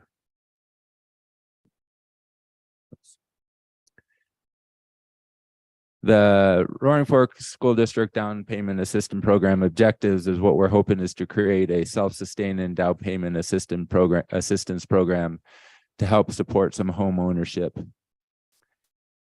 We would like to do this to be able to retain key district staff and leaders by helping them put down roots. When we were looking to hire our superintendent, we found it was difficult to find and look for superintendents without having some kind of housing part along with this. We found that our neighboring districts have often offering up some kind of housing for superintendents or some kind of program that allows that to happen. We find that more and more districts in our area, they're having that kind of service or that kind of help for the superintendent. And we think it's important for us to make sure that we're in our recruitment and retention, that we have that as a possibility also. And we would like to explore some similar options for teachers and staff as well. The idea is that by giving down payment assistance, we'll be able to allow the home buyer to reach some affordable monthly payments. And as stated, it would allow the school district to be competitive with other school districts in Colorado. And looking at how this could work is a down payment assistance returns allocated funds back to the district. So whereas that money is put forth as seed money, it allows the buyers to find a home to purchase in which they're able to get a contribution from the employer towards the down payment. And then the buyer receives this support to cover some of the down payment. In exchange, they agree to share the portion of any future appreciation of the home back to the district. Where it says the buyer has no monthly payments or interest, that is in the amount that is given for the down payment assistance. So that doesn't come forth in payment until if and when the house sells and the ownership partnership ends, the amount of the down payment support would be returned to the district as a portion of the home's change in value. And we, as a district, have been spending, or in this new project that we are doing for teacher housing, we are spending a large portion, a large amount of money and allocations that were given towards that. And we would think that by doing this down payment assistance program, and hoping that we could direct our superintendent to help his staff be able to help with home ownership. And it's just, we feel very important that there's a consistency and a continuity in our leadership, and that we're fearful that if there isn't that help in this area, that we could have a continuous turnover in these key roles and positions that would cause us to continuously be relooking at what we're doing as a district and could influence progress in learning and academics and our functioning as a district as a whole. And I will. Thank you, Director Tyler. So we'll jump into 2 minutes for each board member, and then we'll go for 5 minutes of open discussion. I'll start with Director Ramirez, since I've been starting with you, Director Stuff, each time. Well, thank you to Directors Tyler and Director Kulenberg for their lift on this and all of their work. I think this is something that is incredibly important for our district. Like you mentioned, Director Tyler, this was something that I think was a huge red flag for us during the superintendent search, and I have appreciated the amount of lift and commitment Director Kulenberg has put on her plate to find and meet, and the conversations and the meetings and all of the extra things and extra work she's done to try to find resolutions to this. And I appreciate your work, Director Tyler, and also working alongside her to partner with our chief, our CFO, and Chief Gatlin to have these conversations. And I think this is something that is incredibly important for us to not just retain the staff that we currently have, teachers, administrators, just everybody that makes our district run. And so I appreciate the effort, and I'm in agreement that for us as a board, it's vital and it's something that we value, that our team cannot continue to be pushed down valley, that we'd love for them to work here within our district. And so, I hope that this is something that our community sees as, important for us as we continue to build on housing, teacher housing, but also help create a pipeline for home ownership in our community and help build generational wealth. So thank you both for your guys' commitment on this lift. Director Stepp. Yeah, thank you for the presentation, Director Tyler. I think it's a great program. I know we looked at a lot of different models that are out there. I was the recipient of down payment assistance and how I bought my house here in Glenwood. So it's a great program. I guess one question I have is in this particular model, you say that the buyer has no monthly payments or interest due. Is there an option that they could pay back monthly if they wanted to? Yes, I Is think. it a one and So I mean, I think at this point, the hope is that Dr. Rodriguez and his staff look into a model like this. I don't think that this model is set in stone in any way. So yes, that's one way that some districts do this, or some employers do a program like this. I also really appreciate that, we have the teacher housing program, the rental program. And I think some people don't realize that that's not open to all staff and administrators. So I really like the fact that we're looking to expand our offerings. I think everyone up and down the valley understands the importance of workforce housing. And I'm glad that we're taking steps to address some of that. So I don't have any more questions. Thanks. Thank you, Director Tyler, for putting a little presentation together and presenting. So I think for all of us last year during the superintendent search, it became like abundantly clear that housing in this valley is gotten to a point where it doesn't just affect one segment of our staff, it affects everyone in the district. And I spent a lot of months and a lot of hours looking into various models, funding, different ways to address this issue for the district. And ultimately where I've landed is that for the health of the district long-term, I think that it's important that we're looking at multiple options and how we can support people in different ways. I remember one of the things that we learned through a presentation last year was that historically teachers were graduating out of our teacher housing, right? They were getting to a point where they could afford homes on their own. And with the current real estate market, that's not happening. And as we're planning for workforce housing, we're planning for them to be there longer and not necessarily move on. And so, I mean, I talk to people from districts around the entire country, and this is the model that I feel is best for a number of reasons. But I think at this point, what we would love to see is the district to spend some time looking into this. This is one of the strategic initiatives that we've identified is how do we recruit and retain staff, and we can't do it if they can't live here. So our hope is that, and Director Tyler, jump in if you want something different. Our hope is that you all can bring something back to us that outlines your thoughts, your feelings, what you all see as barriers to this or, hurdles that we're going to meet.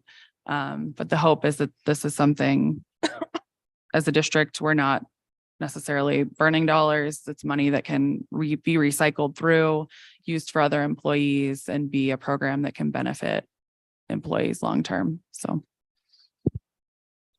we'll go to 5 minutes of open discussion. So if anyone has anything to add.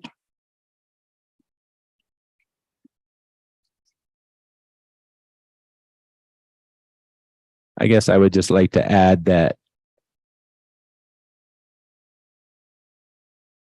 it's understandable that there is some questions about the amount of money that different people make as administration versus teachers, and we recognize that, and we're not trying to minimize that and say that that's not understood, but we also know that in order to have positions that are driving the district and wanting those positions to be sustainable and not having to undergo large change when those positions change hands, that we find that this is an important concept that we need to look into to have that sustainability in the long term. Yeah, and I would add that we're not unique in this. When we look at major Valley employers, almost every major Valley employer provides housing assistance in one way or another. Some provide houses for their leadership, others provide stipends. When you're looking statewide, about 25% of districts provide housing stipends or stipends for district leaders and admin. So, I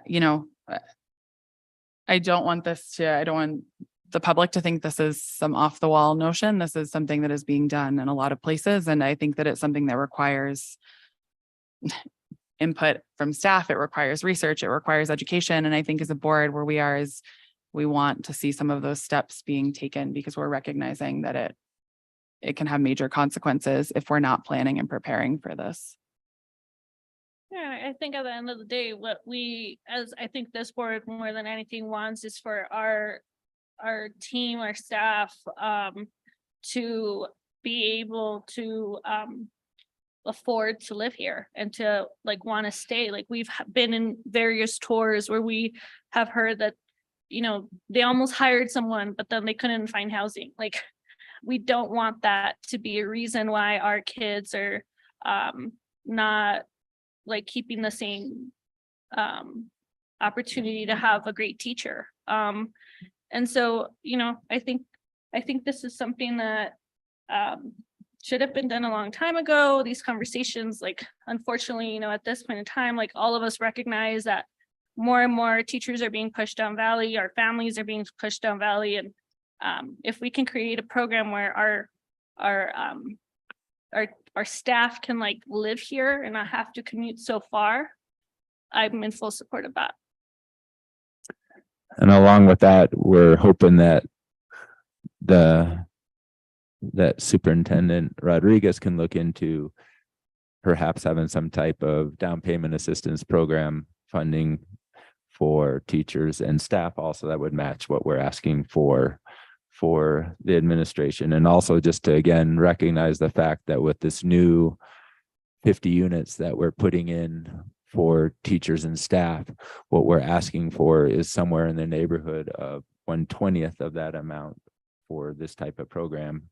And the exact dollars we're not sure at this point, but something that is extra money, yes, but also recognizing that we are spending the vast majority of our funds for housing towards teachers and staff.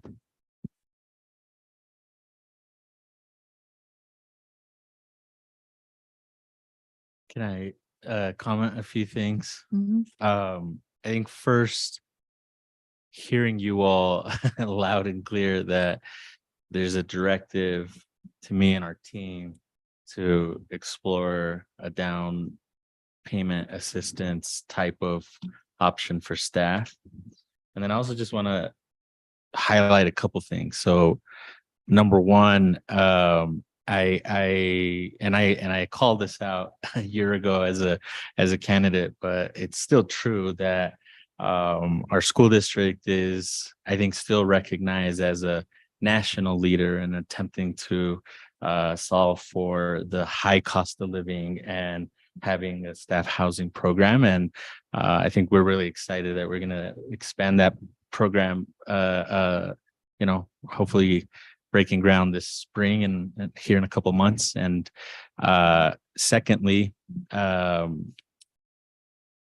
Chief Markham and Chief Gatlin, and especially I think Chief Gatlin, but the three of us have spent a lot of time thinking about staff housing. I think we recognize that it's a need. We agree that our staff should be able to afford to live where they work, and that's true about our bus drivers, our paraprofessionals, our financial specialists, our bilingual specialists, our teachers, of course, our leaders as well.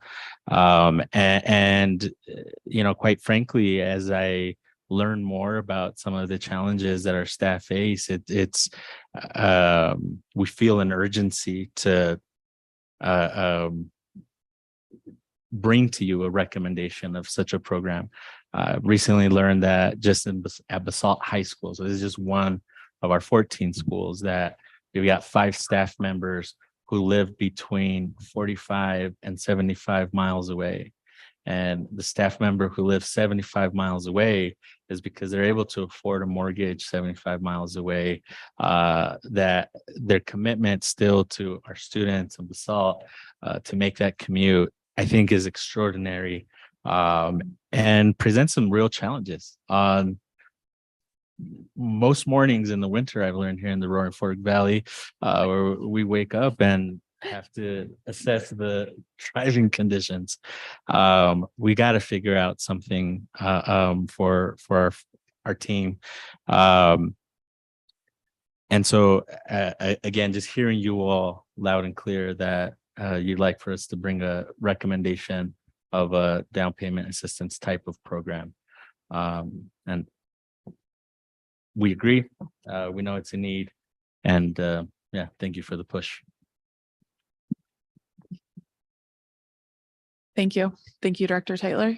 Director Stepp, did you have anything to add? No, okay. So our next business in order is discussion on 2 discipline policies. Each board member will have 2 minutes to share comments or ask questions. We will begin with Director Tyler. And their policies JICEA and JHB.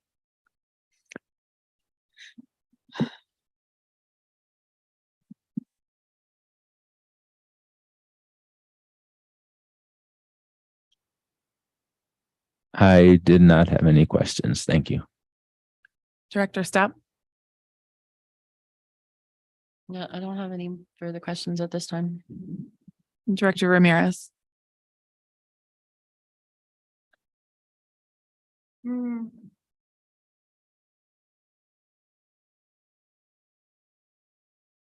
No questions at this time either. I don't have any further questions on these policies either. I think they were all addressed through policy committee. And I appreciated seeing the responses and getting those things addressed. So we'll have 5 minutes for open discussion if anyone has anything to add.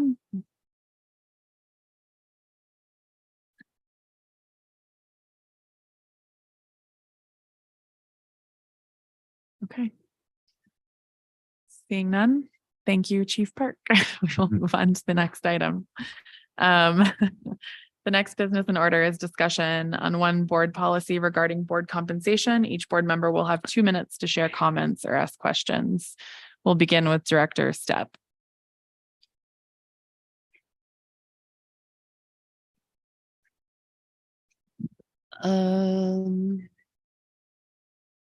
I kind of see both sides to this. It's a lot of work for a volunteer position. And so I think some compensation could be warranted. And I know that a lot of school board directors across the country are, and a lot aren't. So it would be a huge precedence changing that here. I don't have any specific questions about the proposal, but I'm on the fence. Director Ramirez. Yeah, I think this is something that, in our past conversation around this policy, I think all of us, especially those of us that were board members during the height of the pandemic, really understood the amount of time that this role takes. And one of my biggest challenges in all of this has been that it can feel very sacrificial to serve in a role that is incredibly vital to the future of our district future. And so, I appreciate the work that has been done to update this policy. I think that my hope more than anything is that this provides our district with the opportunity to have school board directors in the future that are as committed as our board, that feel valued, that feel like this is an important role for them to participate in, and that they, I feel like we've done a good job in also wording that they have to make a faithful attempt to attend board meetings and other official activities. And I think that's just, I think that should be an expectation from our community, that we are involved in our schools, that we are attending events, that we're visible, that we're answering questions, that they feel that they can reach out to us. And I think that expectation, in being an elected official in a local capacity, I think this is equitable, and I appreciate the effort to make sure that we can open the space to future members of our community to feel like they can fill this role. So thank you for this. Director Tyler. I feel like I'm pretty much in the same place as Director Stepp. I am sort of on both sides a little bit. I feel like in precedence and my idea of a school board member is it is a volunteer position. And on the other hand, I do recognize the time and effort that it takes and the amount of hours that is given.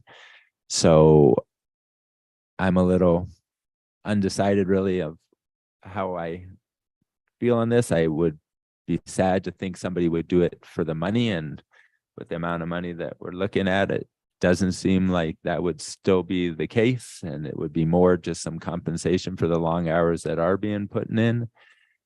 I guess my only real thing that I am sort of decided upon, I guess, would be that if there was this compensation package, I think there should be perhaps be a different compensation package for the board president and the other members of the board, where I see is a very non-equitable amount of time that is given to the position. And so if we were compensating board members, I think either that amount could go down a little bit so that the board president's amount could go up, or somehow it seems like there should be a different scale for those two positions.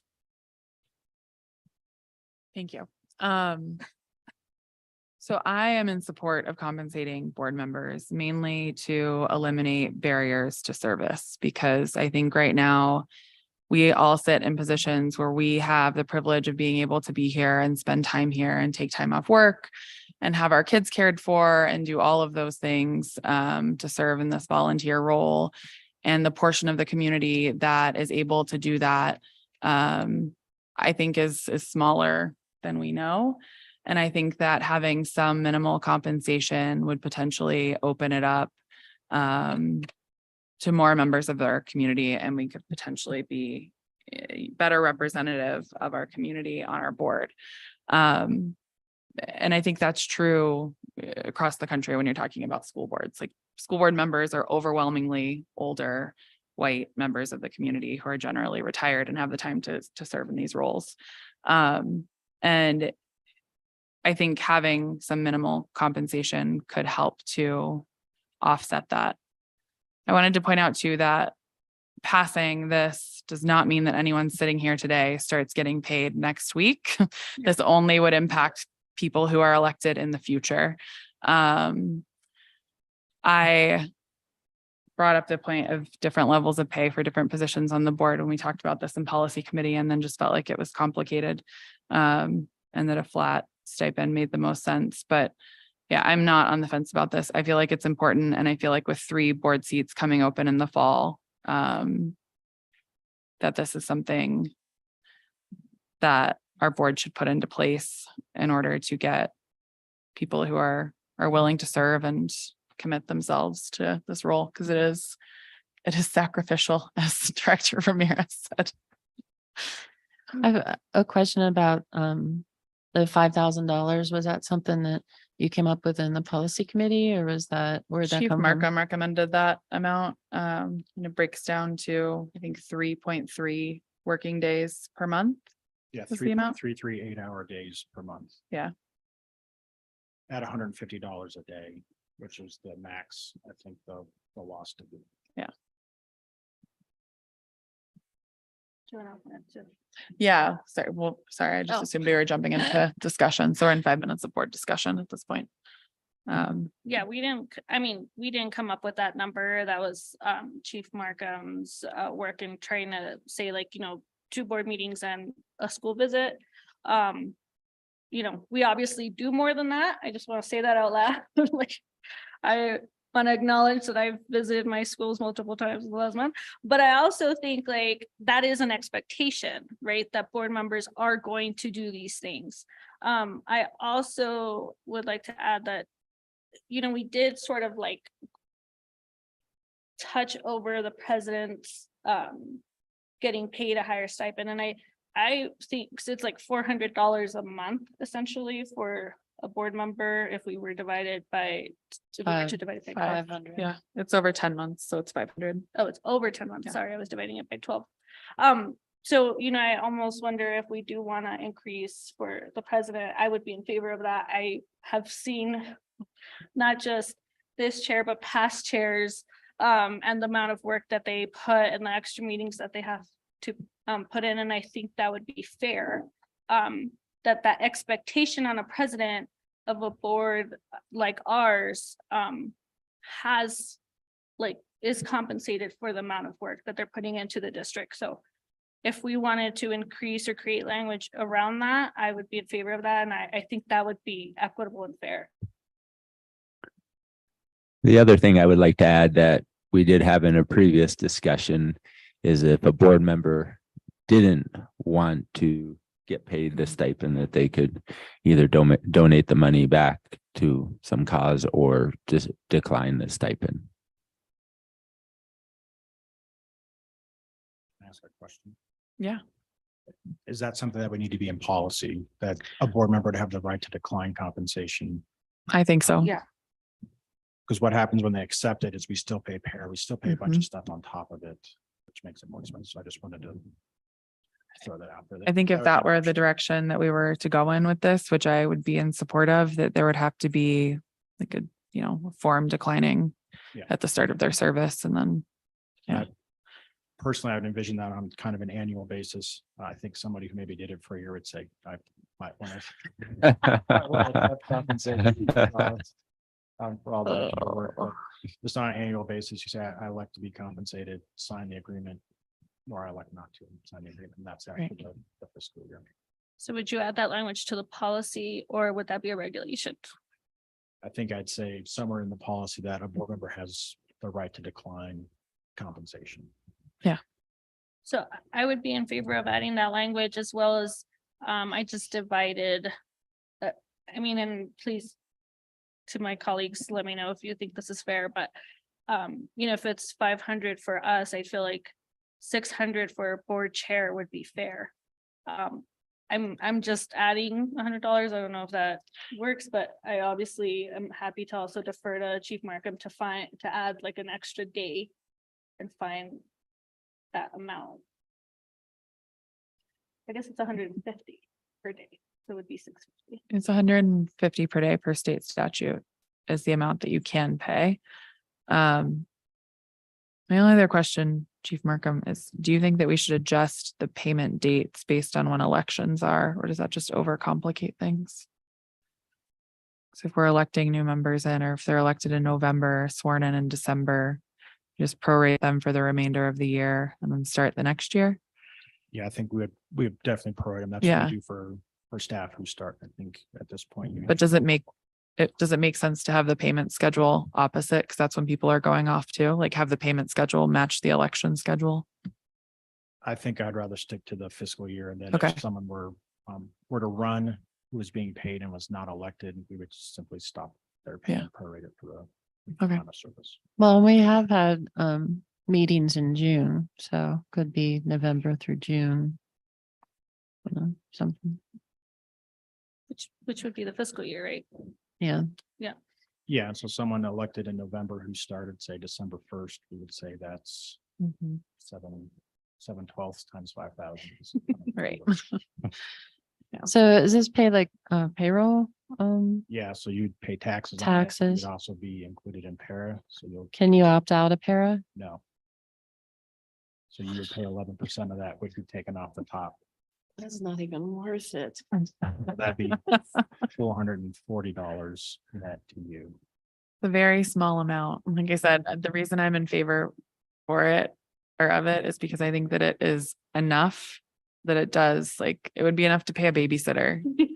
to come And to board dinner. meetings and like that is a barrier for some people, or if you're taking time off of work to participate in committee meetings during the day or whatever else, is going on, like it at least helps with that. And I will add too, that we opted for 3 days instead of the other option provided to us, which was getting paid the 150 for like our time, like, a running sheet of like how much time we're actually working.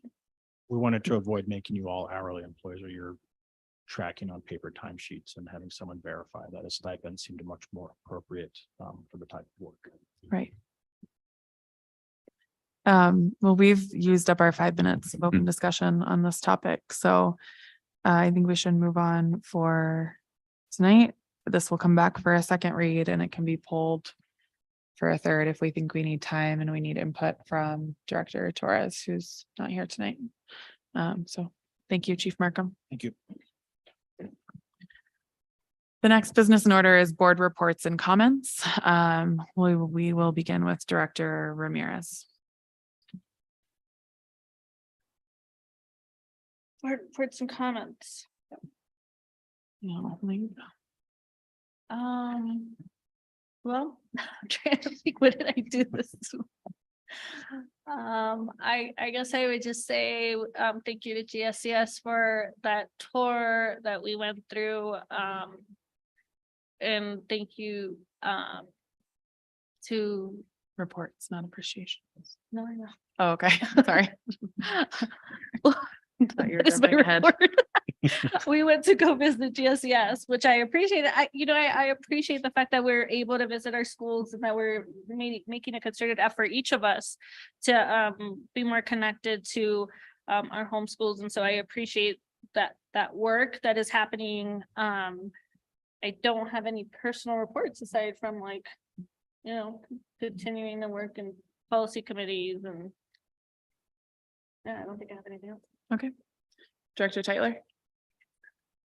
Just that next week we will be having our wrap up to IBB.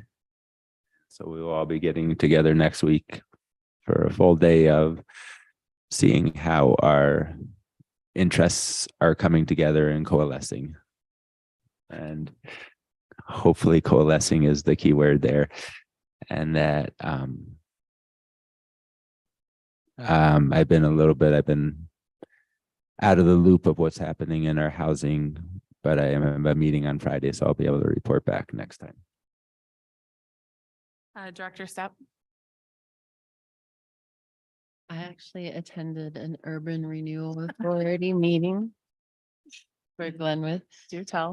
The discussion was mostly around the property that the city owns in West Glenwood around the mall, because the mall, it's just a, depressing area, and what they can do to revitalize it. So it's kind of interesting, but that board directed the city staff to start exploring some redevelopment over there. Which, is important for our, GSMS is over there. And we have a lot of families that live over there. The Aspen Community Foundation meets once a month, and we had a meeting yesterday. And it's called the Career Exploration Network. And so we continue to look at who's doing what in the Valley and coordinating efforts. And that's why Ben Bonfock will be invited to the next meeting for that. So a lot of good things happening there. And there was one other thing, and I can't remember it now. So that's it. It's okay. It's very late. Similar to Director Tytler, we've been meeting regularly with my IBB committee and looking forward to the day-long session next week to see how everything comes together. This has been a, very engaging and educational process, I guess, just the way this all works. But it's been very involved and it's a lot of good work that's being done. So that's the only update there. Yeah. So we will move on to our final agenda item, appreciations, and we will begin again with Director Tyler. I would like to thank all the people that Ben Bompa recognized for helping with the CTE process. It seems like such an important and big step for us to be doing as a school district. And so I appreciate that very much. And I would just like to appreciate all the teachers and students who have had to deal with these school situations, whether it be lockdowns or secure. And I know the stress that that causes and the situations that are very stressful. And so would like to shout out to them of a thank you for that work and remaining calm and keeping the peace within your classroom, and recognize that that is a very difficult situation to be put in, and hope for that not to be a continued cycle. Director Stepp. I have two. I want to appreciate Chief Markham and his team for getting the district through our financial audits for the year, passed with flying colors. So that's always good news.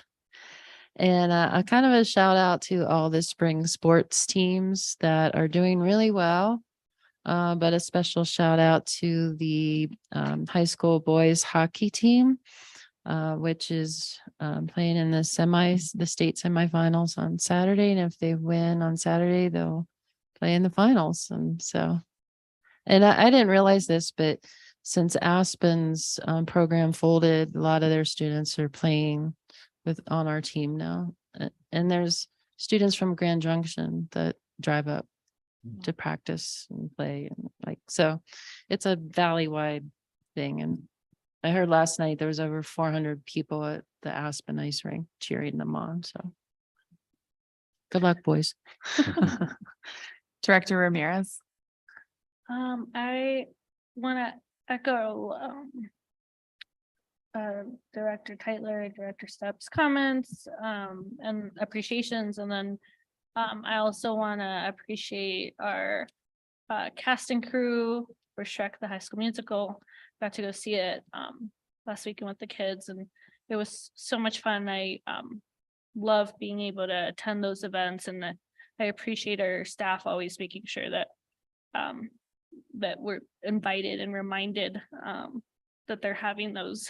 And then I just also want to appreciate the lift that we did as a team with our evaluation of the superintendent. I think there was a lot of time put into it. There was a lot of thoughtfulness and a lot of intention. And I appreciate both Colorado Education Initiative's work and George, but also like our group as a collective in making sure that we got this right. And I think that is something that I'm really grateful that our board was able to accomplish. I have a couple too. Echoing Director Tyler, specifically thanking not only all of the law enforcement and admin and, top level people who helped to deal with the situations throughout the last 2 weeks, but the teachers that were in classrooms with kids. Because that is a very harrowing experience. So thanking everybody that got our kids through that, and the teachers that made it so some kids didn't even realize we were going through it. A special shout out to all of them for taking such good care of our kiddos during that. And then specifically to all the students that are participating in the focus groups with Dr. Rodriguez for being willing to spend their time, energy to speak openly and freely and to share with the district on how we can improve their experience.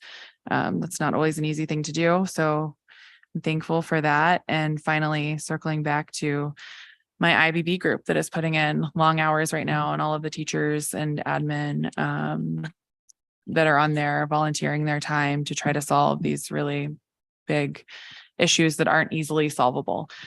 Just a special thanks, because that's been a lot of time and energy lately. And there are some members that are, really doing more than their fair share, and it's a heavy lift. And so I appreciate all the effort that's put into that. So that's it. So if there's no further business and no objection, this meeting will be adjourned. It is 9:14 PM. Thank you, Kate.